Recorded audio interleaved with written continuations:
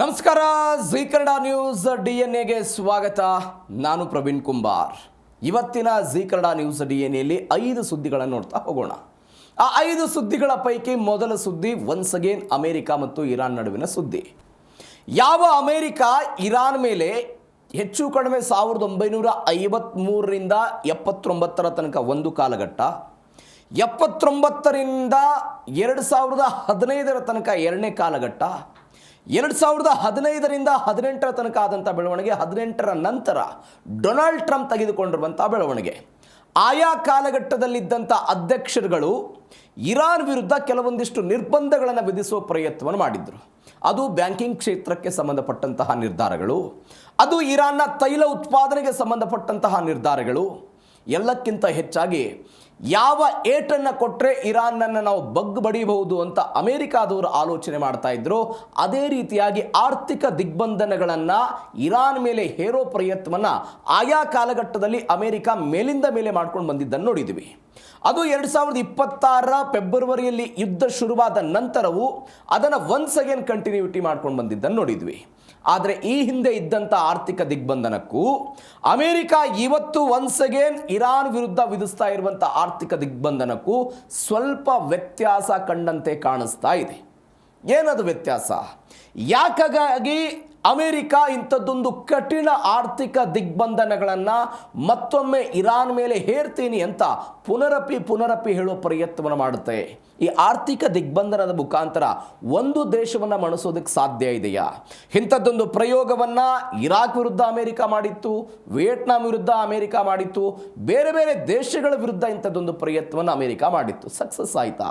Iran ವಿರುದ್ಧ ಮತ್ತೆ ಕಠಿಣ ಆರ್ಥಿಕ ದಿಗ್ಬಂಧನಗಳಂತೆ. ಏನದು ಕಠಿಣ ಆರ್ಥಿಕ ದಿಗ್ಬಂಧನಗಳು? ಒಂದು ಪಾರ್ಟು, ಯಾವ ಹಾರ್ಮುಜ್ ಜಲಸಂಧಿ ನನ್ನ ಭದ್ರಕೋಟೆಯಲ್ಲಿ ಗಟ್ಟಿಯಾಗಿ ನೆಲೆ ಊರಿದೆ ಅಂತ ಡೊನಾಲ್ಡ್ ಟ್ರಂಪ್ ಹೇಳ್ತಾ ಇದ್ರು, ಅದು ಟ್ರಂಪ್ ಅವರ ಕನಸು ಮಾತ್ರ, ಅದು ಅವರು ಆ ರೀತಿಯಾಗಿ ಇಲ್ಲ ಅಂತ ಇರಾನ್ ನಮ್ಮ ಭದ್ರಕೋಟೆ ಅಂತ ಇರಾನ್ ಪುನರಪಿ ಹೇಳಿಕೆ ಕೊಡೋ ಪ್ರಯತ್ನವನ್ನು ಮಾಡಿದೆ. ಇವೆಲ್ಲದರ ನಡುವೆ ಅಮೆರಿಕಕ್ಕೆ ಒಂದು ಹಿನ್ನಡೆಯಾಗಿದೆ. 45 ಅತ್ಯಾಧುನಿಕ ಡ್ರೋನ್ಗಳನ್ನು ಕಳೆದುಕೊಂಡು ನೂರಾರು ಕೋಟಿ ರೂಪಾಯಿ ಹಣವನ್ನು ಕೂಡ ಅಮೆರಿಕ ಇರಾನ್ ವಿರುದ್ಧದ ಯುದ್ಧದಲ್ಲಿ ಕಳೆದುಕೊಂಡಿದೆ ಅಂತ. ನಾವು F-15 ವಿಮಾನವನ್ನು ಕಳೆದುಕೊಂಡ್ರು ಅಂತ ಹೇಳಿದ್ವಿ, 18 ಜನ ಸೈನಿಕರು ಮೃತಪಟ್ಟರು ಅಂತ ಹೇಳಿದ್ವಿ. ಇದೀಗ ಮತ್ತೊಂದು ಹಿನ್ನಡೆ ಏನು ಅಂತ ಹೇಳಿದರೆ ಅಮೆರಿಕಕ್ಕೆ ತನ್ನ 45 ಡ್ರೋನ್ಗಳನ್ನು ಕಳೆದುಕೊಂಡಿದೆ. ಹಾಗಾದರೆ ಇರಾನ್ ಹೊಡೆದುರುಳಿಸ್ತಾ? ಅಮೆರಿಕ ಇದನ್ನು ಕಳೆದುಕೊಂಡಿದ್ದೆಲ್ಲಿ? ಕಳೆದುಕೊಳ್ಳೋದಕ್ಕೆ ಕಾರಣಗಳೇನು? ಇದೇ ಇವತ್ತಿನ ಜೀ ಕನ್ನಡ ನ್ಯೂಸ್ DNAಯ ಮೊದಲ ಸುದ್ದಿ, ಅಮೆರಿಕ ವರ್ಸಸ್ ಇರಾನ್.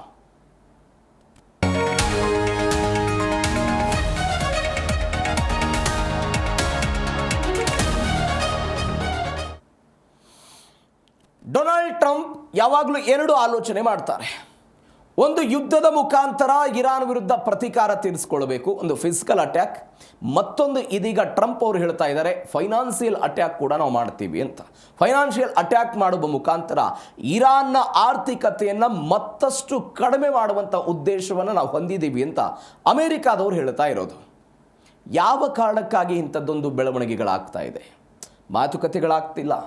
ಮಾತುಕತೆಯ ನಂತರ ಆಗ್ತಾ ಇರುವಂತಹ ಬೆಳವಣಿಗೆಗಳು, ಮಾತುಕತೆ ಮುರಿದು ಬೀಳ್ತಾ ಇರೋದು, ಪ್ರತಿದಾಳಿಗಳಾಗ್ತಾ ಇರೋದು, ಇವೆಲ್ಲದರ ಹೊರತಾಗಿಯೂ ಕೂಡ ನಾವು ಇರಾನನ್ನು ನಮ್ಮ ಹತೋಟಿಗೆ ತೆಗೆದುಕೊಳ್ಬೇಕು ಅಂತ ಹೇಳಿದ್ರೆ ನಮ್ಮ ಬಳಿ ಇರುವಂಥ ಆಪ್ಷನ್ ಒಂದು, ಆ ದೇಶದ ಆರ್ಥಿಕತೆಯನ್ನು ಕುಸಿತ ಕಾಣುವಂತೆ ಮಾಡಬೇಕು ಅಂತ. ಈ ಕಾರಣಕ್ಕಾಗಿ ಒಂದು ಕಠಿಣ ಆರ್ಥಿಕ ನೀತಿಯನ್ನು ಅವರ ವಿರುದ್ಧ ಪ್ರಯೋಗ ಮಾಡ್ತೀವಿ ಎನ್ನುವ ಹಂತಕ್ಕೆ ಡೊನಾಲ್ಡ್ ಟ್ರಂಪ್ ಅವರ ಸರ್ಕಾರ ಬಂದಂಗೆ ಕಾಣಿಸ್ತಾ ಇದೆ. ಹಾಗಾದರೆ ಏನದು ಕಠಿಣ ಆರ್ಥಿಕ ನೀತಿ? ಸಂಪೂರ್ಣ ದಿಗ್ಬಂಧನ ಅಂತ ಹೇಳ್ತಿದ್ದಾರೆ. ಏನಾಗ್ಬೋದು? ಡೀಟೇಲ್ ಆಗಿ ಮೊದಲ ಸ್ಟೋರಿಯಲ್ಲಿ ನೋಡ್ತಾ ಹೋಗೋಣ. ಇರಾನ್ ಮುಗಿಸೋದಕ್ಕೆ ಆರ್ಥಿಕ ಮಹಾಯುದ್ಧ ಅಂತ ಅಮೆರಿಕಾದವರು ಘೋಷಣೆ ಮಾಡಿದರು. ಇರಾನ್ ವಿರುದ್ಧ ಜಾಗತಿಕ ಇತಿಹಾಸದಲ್ಲೇ ಕಾಣದ ಆರ್ಥಿಕ ಯುದ್ಧವನ್ನು ನಾವು ಘೋಷಣೆ ಮಾಡ್ತೀವಿ. ಆ ರೀತಿಯಾದಂತಹ ಪರಿಸ್ಥಿತಿಯನ್ನು ಇರಾನ್ ಎದುರಿಸಬೇಕು ಅಂತ ಅಮೆರಿಕ ಹೇಳ್ತು. ಭೌತಿಕ ನಿರ್ಬಂಧದ ಮಾಸ್ಟರ್ ಪ್ಲಾನ್ ಇರಾನ್ ಬಂದರುಗಳ ಮೇಲೆ ಮಾಡುತ್ತಾ ಇದ್ದಾರೆ ಅವರು. ಇರಾನ್ ಬಂದರುಗಳ ಮೇಲೆ ಇರಾನ್ ಆರ್ಥಿಕತೆಯನ್ನು ಜಗತ್ತಿನಿಂದ ಸಂಪೂರ್ಣವಾಗಿ ಪ್ರತ್ಯೇಕ ಮಾಡೋದಕ್ಕೆ ಶ್ವೇತಭವನ ಸದ್ದಾಗಿದೆ. ಇರಾನ್ ಮೇಲೆ ಅಮೆರಿಕಾದಿಂದ ಮತ್ತಷ್ಟು ಕಠಿಣ ಕ್ರಮಗಳ ಘೋಷಣೆ ಆಗುವಂಥ ಸಾಧ್ಯತೆ ಇದೆ. ಹಣಕಾಸು ಸಚಿವ ಸ್ಕಾಟ್ ಬೆಸೆಂಟ್ ನೀಡಿದಂಥ ಎಚ್ಚರಿಕೆಯಿಂದ ಜಾಗತಿಕ ಮಾರುಕಟ್ಟೆ ಅಸ್ತವ್ಯಸ್ತ ಆಗ್ತಾ ಇರೋದನ್ನು ನಾವು ನೋಡ್ತಾ ಇದ್ದೀವಿ. ಯಾರು ಏನು ಹೇಳಿದರು ಈ ವಿಚಾರದಲ್ಲಿ? ಅಧಿಕೃತವಾಗಿ ಬೆದರಿಕೆ ಹಾಕಿದ್ರು ಅವರು. ಭೀಕರ ಆರ್ಥಿಕ ಪ್ರತ್ಯೇಕತೆ ಮತ್ತು ದಿಗ್ಬಂಧನವನ್ನು ಹೇರ್ತೀವಿ ಇರಾನ್ ವಿರುದ್ಧ ಅಂತ. ಜಗತ್ತು ಹಿಂದೆಂದೂ ಕಾಣದ ರೀತಿಯಲ್ಲಿ ಇರಾನ್ ಆರ್ಥಿಕತೆಯನ್ನು ಮೂಲೆಗುಂಪು ಮಾಡಲಾಗುವುದು ಅಂತ ಅಮೆರಿಕದ ಖಜಾನೆ ಕಾರ್ಯದರ್ಶಿ ಸ್ಕಾಟ್ ಬೆಸೆಂಟ್ ಎಲ್ಲ ಹೇಳಿದರು. ನಾನು ಅವಾಗಲೇ ನಿಮಗೊಂದು ವ್ಯತ್ಯಾಸ ಹೇಳಿದೆ, ನಾನು ಆಮೇಲೆ ಡೀಟೇಲ್ಸಿಗೆ ಬರ್ತೀನಿ. ಈ ಹಿಂದೆ ಹೇರಿದ್ದಂಥ ಆರ್ಥಿಕ ದಿಗ್ಬಂಧನಕ್ಕೂ ಇವತ್ತು ಅಮೆರಿಕ ಹೇರ್ತಾ ಇರುವಂಥ ಆರ್ಥಿಕ ದಿಗ್ಬಂಧನಕ್ಕೂ ವ್ಯತ್ಯಾಸ ಇದೆ. ಈ ಹಿಂದೆ 2026ಕ್ಕಿಂತ ಮೊದಲು ಅಮೆರಿಕ ಏನು ಮಾಡ್ತಾ ಇತ್ತು, ತೈಲ ಮಾರುಕಟ್ಟೆಯಲ್ಲಿ ಅವರಿಗೆ ಬರಬಹುದಾದಂತಹ ಅಥವಾ ಬರಬೇಕಾದಂತಹ ಹಣವನ್ನು ತಡೆ ಹಿಡಿಯುವ ಪ್ರಯತ್ನವನ್ನು ಮಾಡ್ತಾ ಇದ್ರು ಒಂದು ಭಾಗ. ಎರಡನೇ ಭಾಗ ಏನು ಮಾಡ್ತಾ ಇದ್ರು ಅಂತ ಹೇಳಿದ್ರೆ, ಯಾವ ದೇಶಗಳು ಇರಾನ್ ವಿರುದ್ಧ ಅಥವಾ ಇರಾನ್ ಜೊತೆಗೆ ಒಪ್ಪಂದವನ್ನು ಮಾಡಿಕೊಂಡು ವ್ಯವಹಾರಗಳನ್ನು ಮಾಡ್ತಾರೋ ಅವರಿಗೊಂದು ಪೆಟ್ಟು ಕೊಡೋ ಪ್ರಯತ್ನವನ್ನು ಮಾಡ್ತಾ ಇದ್ರು. ಬ್ಯಾಂಕಿಂಗ್ ಕ್ಷೇತ್ರದಲ್ಲಿ ಹೊಡ್ತಾ ಕೊಡ್ತಾ ಇದೆ. ಎರಡು ಬೆಳವಣಿಗೆ ಆಗ್ತಾ ಇತ್ತು. ಆದರೆ ನೀವು 2026 ಯುದ್ಧದಲ್ಲಿ ಒಂದು ಸ್ಟೆಪ್ ಮುಂದೆ ಹೋಯಿತು ಅಮೆರಿಕ. ಯಾವೊಂದು ಹಡಗು ಕೂಡ ಇರಾನ್ ಬಂದರನ್ನು ತಲುಪದಂತೆ, ಯಾವೊಂದು ಹಡಗು ಕೂಡ ಇರಾನ್ ಬಂದರಿನಿಂದ ಹೊರಗೆ ಹೋಗದಂತೆ ನೋಡಿಕೊಳ್ಳುವಂಥ ವ್ಯವಸ್ಥಿತ ಕಾರ್ಯಾಚರಣೆಯನ್ನು ಮಾಡ್ತು. ಅದು ಇರಾನ್ ವಿರುದ್ಧ ಅಮೆರಿಕ ಕೈಗೊಂಡಂತಹ ಅತ್ಯಂತ ಕಠಿಣ ಆರ್ಥಿಕ ನೀತಿ ಅಂತ ಅನೇಕ ಜನ ವಿಶ್ಲೇಷಣೆ ಮಾಡ್ತಾ ಇದ್ದಾರೆ. ಅಂದರೆ ಇದರರ್ಥ ಇಷ್ಟು ದಿನಗಳ ಆರ್ಥಿಕ ದಿಗ್ಬಂಧನದಲ್ಲಿ ಇದ್ಯಾವುದೂ ಕೂಡ ಇರಲಿಲ್ಲ ಅಂತ. ನೀವು ನೋಡಿ, ನಾನು ಅವಾಗ ಹೇಳಿದೆ 79, ಅದಾದ ನಂತರ 2015, ಅದಾದ ನಂತರ ಡೊನಾಲ್ಡ್ ಟ್ರಂಪ್ ಅವರು ಬಂದಿದ್ದು ಇತ್ಯಾದಿ ಅಂತ. ಇವೆಲ್ಲದರ ಹೊರತಾಗಿ ನೀವು ಅಮೆರಿಕ ಅನ್ನುವಂತಹ ದೇಶ ಕೇವಲ ಇರಾನ್ ವಿರುದ್ಧ ಮಾತ್ರ ಇಂಥದ್ದೊಂದು ನೀತಿಯನ್ನು ತೆಗೆದುಕೊಂಡು ಬಂದಿದೆ ಅಂತಲ್ಲ. ಸರಿಸುಮಾರು 1990ರಿಂದ 2003 ತನಕ ಇರಾನ್ನವರು US ಮೇಲೆ ಇಂಥದ್ದೊಂದು ಆರ್ಥಿಕ ದಿಗ್ಬಂಧನವನ್ನು ಹೆಚ್ಚು ಕಡಿಮೆ 13 ವರ್ಷಗಳ ಕಾಲ ಇದನ್ನು ಹೇರುವ ಪ್ರಯತ್ನವನ್ನು ಮಾಡಿದರು. ಏನಾಯಿತು ಪರಿಣಾಮ ಇರಾಕ್ನಲ್ಲಿ ಅಂತ ಹೇಳಿದ್ರೆ 5 ಲಕ್ಷ ಜನ ಮೃತಪಡ್ತಾರೆ. ದೇಶದಲ್ಲಿ ಹಣದುಬ್ಬರ 4,000ಕ್ಕೆ ಕುಸಿತ ಆಗುತ್ತೆ. ಯಾಕೆ ಜನ ಮೃತಪಟ್ಟರು? ಆರ್ಥಿಕ ದಿಗ್ಬಂಧನವನ್ನು ಹೇರಿದ್ದರ ಕಾರಣಕ್ಕಾಗಿ ಆ ಜನರಿಗೆ ಆಹಾರ ಸಿಗಲಿಲ್ಲ, ತುರ್ತು ಆರೋಗ್ಯ ಪರಿಸ್ಥಿತಿಯ ಸಮಯದಲ್ಲಿ ಅವರಿಗೆ ಬೇಕಾದಂಥ ಔಷಧಿಗಳು ಸಿಗಲಿಲ್ಲ. ಎಲ್ಲ ಕಾರಣಗಳಿಗಾಗಿ ಇರಾಕ್ ಎನ್ನುವಂತಹ ದೇಶ ಅಮೆರಿಕದ ಆರ್ಥಿಕ ದಿಗ್ಬಂಧನಕ್ಕೆ ಸೋತು ಹೋಗ್ಬಿಡ್ತು. ಆ ರೀತಿಯಾಗಿ ಪತನ ಆಗ್ತಾ ಹೋಯಿತು. ಒಂದು ಬೆಳವಣಿಗೆ.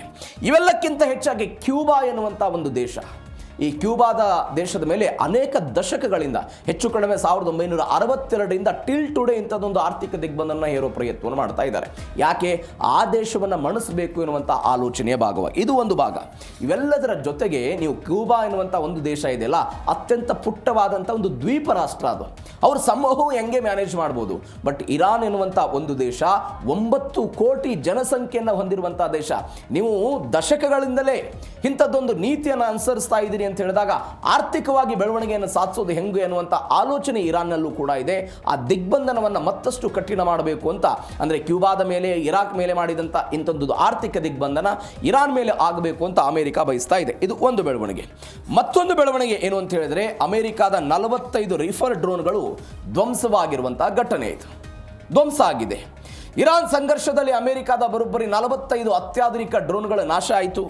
ಅಮೆರಿಕ ವಾಯುಪಡೆಯ 25% MQ-9 ರಿಫರ್ ಡ್ರೋನ್ಗಳು ಇದೀಗ ಮಣ್ಣುಪಾಲಾಗಿದೆ. $1.3 ಬಿಲಿಯನ್ ಅಮೆರಿಕನ್ ಡಾಲರ್ ಹಣ ನೀರಿನಲ್ಲಿ ಮಣ್ಣಾಗಿದೆ ಅಂತೆಲ್ಲವೂ ಕೂಡ ಅವರು ಹೇಳ್ತಾ ಇದ್ದಾರೆ.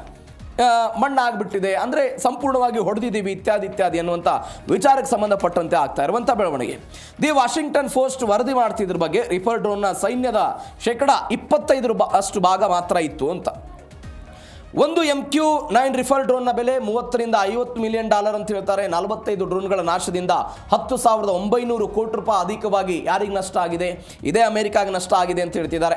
ಕೆಲವೊಂದಿಷ್ಟನ್ನು ಇರಾನ್ನವರು ಹೊಡೆದ್ರು, ಮತ್ತೊಂದಿಷ್ಟನ್ನು ಯಮನ್ ಹೌತಿ ಬಂಡುಕೋರು ಹೊಡೆದ್ರು. ಕೆಲವೊಂದಿಷ್ಟು ಎಲೆಕ್ಟ್ರಾನಿಕ್ ವಾರ್ಫೇರ್ ಅಂದರೆ ಸಂವಹನ ಲಿಂಕ್ ಎಲ್ಲ ಕಡಿತ ಆಗಿ ಟೆಕ್ನಿಕಲ್ ಪ್ರಾಬ್ಲಮ್ ಆಗಿ ಎಲ್ಲವೂ ಕೂಡ ಪತನ ಆಗಿದೆ ಅಂತ ಹೇಳ್ತಿದ್ದಾರೆ. ಯುದ್ಧಕ್ಕಿಂತ ಮೊದಲು 185 ರಿಫರ್ ಡ್ರೋನ್ಗಳಿತ್ತಂತೆ. ಆದರೆ ಇದೀಗ 135 ಮಾತ್ರ ಅಮೆರಿಕದ ಬಳಿ ಉಳಿದುಕೊಂಡಿದೆ ಅಂತ ಹೇಳ್ತಿದ್ದಾರೆ. ಈ ಹೊಸ ಡ್ರೋನ್ಗಳು ಮಿಸೈಲ್ಗಳನ್ನು ಮತ್ತೆ ಮರಳಿ ಉತ್ಪಾದನೆ ಮಾಡಬೇಕು ಅಂತ ಹೇಳಿದ್ರೆ ಅಮೆರಿಕಾಗೊಂದು 27 ವರ್ಷ ಬೇಕಾಗುತ್ತೆ ಅನ್ನುವಂಥ ಅಂದಾಜಿದೆ. ಹೀಗಾಗಿ ಟ್ರಂಪ್ ನೇತೃತ್ವದ ಸರ್ಕಾರ $67 ಶತಕೋಟಿ ತುರ್ತು ಅನುದಾನ ನಮಗೆಲ್ಲ ಬೇಕು ಅಂತ ಬೇಡಿಕೆಯನ್ನು ಇಟ್ಟಿದೆ ಅಂತ ಇದೆಲ್ಲವೂ ಕೂಡ ಆಗ್ತಾ ಇರುವಂಥ ಬೆಳವಣಿಗೆ. ನೀವು ಜಾಗತಿಕ ಯುದ್ಧದಲ್ಲಿ ಒಂದು ಪದ ಬಳಕೆ ಆಗುತ್ತೆ, ಅಸಿಮೆಟ್ರಿಕ್ ವಾರ್ಫೇರ್ ಅಂತ ಕರೀತಾರೆ ಅದನ್ನು. ಅಸಿಮೆಟ್ರಿಕ್ ವಾರ್ಫೇರ್ ಏನಿದೆ? ಅಸಿಮೆಟ್ರಿಕ್ ವಾರ್ಫೇರ್ ಅಂತ ಹೇಳಿದ್ರೆ ಅಸಮಪಾರ್ಶ್ವದ ಯುದ್ಧ ತಂತ್ರ ಅಂತ. ಒಂದು ಬಲಿಷ್ಠ ದೇಶ ಮತ್ತೊಂದು ಬಲಿಷ್ಠವಲ್ಲದಂತಹ ದೇಶ, ಈ ಎರಡೂ ದೇಶಗಳು ಯುದ್ಧ ಭೂಮಿಯಲ್ಲಿ ಮುಖಾಮುಖಿ ಆಗೋದಕ್ಕೆ ಅಸಿಮೆಟ್ರಿಕ್ ವಾರ್ಫೇರ್ ಅನ್ನುವಂಥದ್ದೊಂದು ಸೂತ್ರ ಇದೆ. ಏನಿದರರ್ಥ? ಒಂದು ಬಲಿಷ್ಠವಾಗಿರುವಂತಹ ದೇಶದಲ್ಲಿ ಅತ್ಯಾಧುನಿಕ ತಂತ್ರಜ್ಞಾನ ಹೊಂದಿರುವಂತಹ ಶಸ್ತ್ರಾಸ್ತ್ರಗಳಿದೆ, ಯುದ್ಧ ನೌಕೆಗಳಿದೆ, ಯುದ್ಧ ವಿಮಾನಗಳಿದೆ. ಆದರೆ ಅದರ ವಿರುದ್ಧ ಫೈಟ್ ಮಾಡ್ತಾ ಇರುವಂತಹ ದೇಶದ ಬಳಿ ಅಂತಹ ಅತ್ಯಾಧುನಿಕವಾದಂತಹ ಯಾವುದೇ ಸಲಕರಣೆಗಳು, ಶಸ್ತ್ರಾಸ್ತ್ರಗಳು ಯಾವುದೂ ಇಲ್ಲ. ಆದರೆ ಅತ್ಯಾಧುನಿಕವಾಗಿರುವಂತಹ ದೇಶ ಅತ್ಯಂತ ವೆಚ್ಚದಾಯಕವನ್ನ ಯುದ್ಧವನ್ನ ಮಾಡುತ್ತೆ.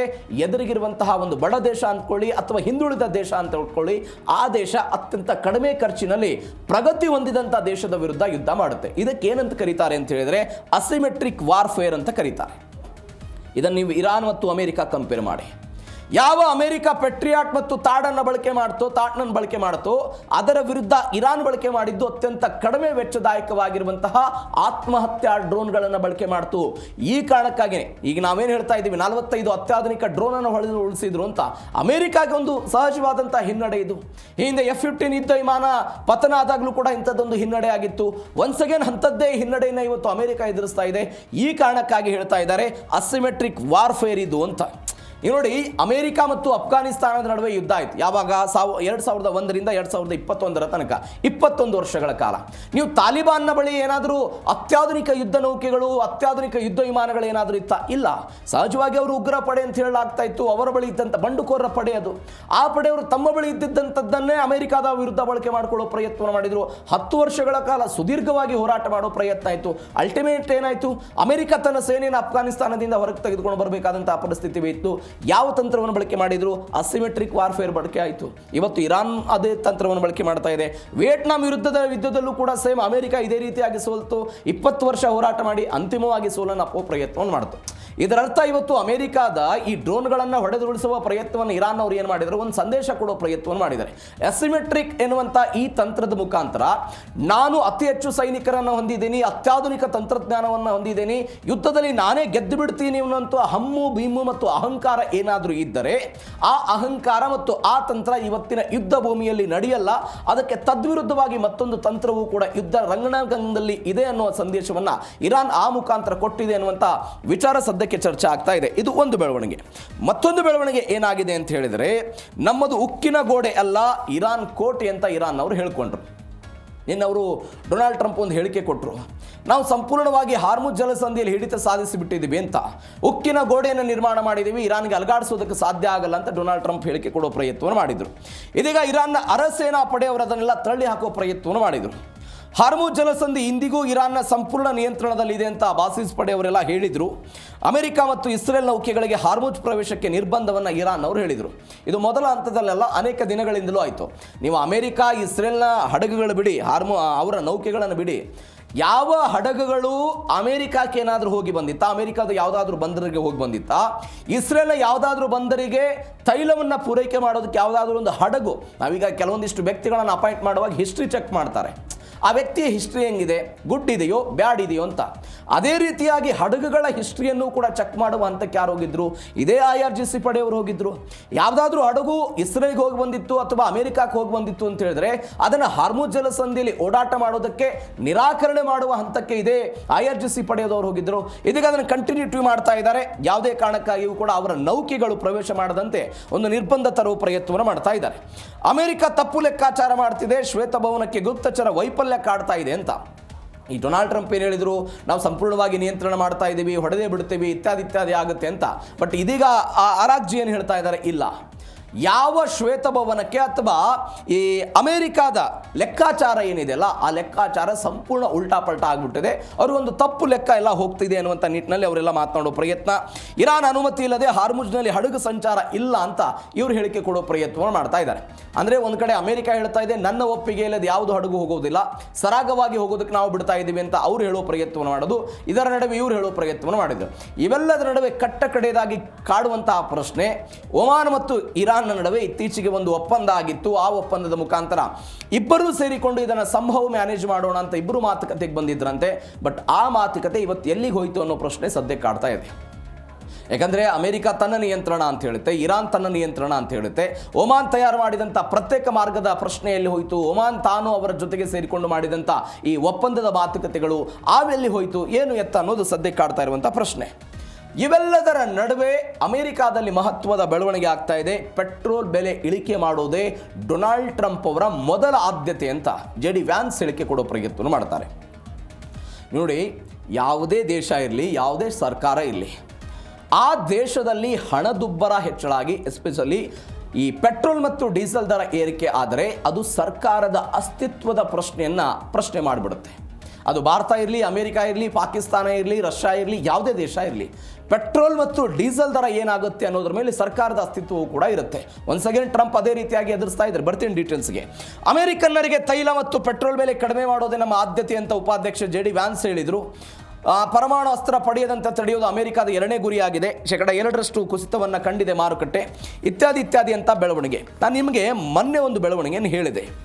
ಅಮೆರಿಕಾದಲ್ಲಿ ಅಕ್ಟೋಬರ್ನಲ್ಲಿ ಮಧ್ಯಂತರ ಚುನಾವಣೆ ಇದೆ. ಈ ಮಧ್ಯಂತರ ಚುನಾವಣೆಯನ್ನು ಗೆಲ್ಲಬೇಕು ಎನ್ನುವಂತಹ ಕಾರಣಕ್ಕಾಗಿ ಡೊನಾಲ್ಡ್ ಟ್ರಂಪ್ ಒಂದು ಹರಸಾಹಸವನ್ನೇ ಪಡ್ತಿದ್ದಾರೆ ಅಂತ. ಈಗ ಈ ವ್ಯಾನ್ಸ್ ಏನು ಹೇಳ್ತಾ ಇದ್ದಾರೆ, ಅಗ್ಗದ ದರದಲ್ಲಿ ಸಿಗುವಂತೆ ಮಾಡೋದು ನಮ್ಮ ಮೊದಲ ಗುರಿ ಅಂತೆಲ್ಲವೂ ಕೂಡ ಹೇಳೋ ಪ್ರಯತ್ನವನ್ನು ಮಾಡಿದರು.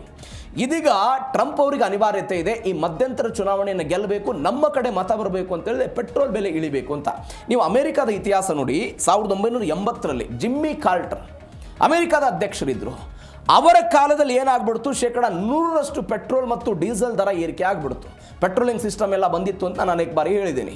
ಆ ಸಮಸ್ಯೆ ಬಂದಾಗ ಈ ವ್ಯಕ್ತಿಯ ವಿರುದ್ಧ ಜನಾಕ್ರೋಶ ಶುರುವಾಯಿತು. ರೇಗನ್ನನ್ನು ಚುನಾವಣೆಯಲ್ಲಿ ಗೆಲ್ಲಿಸೋ ಪ್ರಯತ್ನ ಆಯಿತು.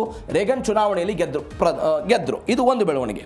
2008ರಲ್ಲಿ ಜಾರ್ಜ್ ಬುಷ್ ಅವರು ಅಧಿಕಾರದಲ್ಲಿದ್ದರು.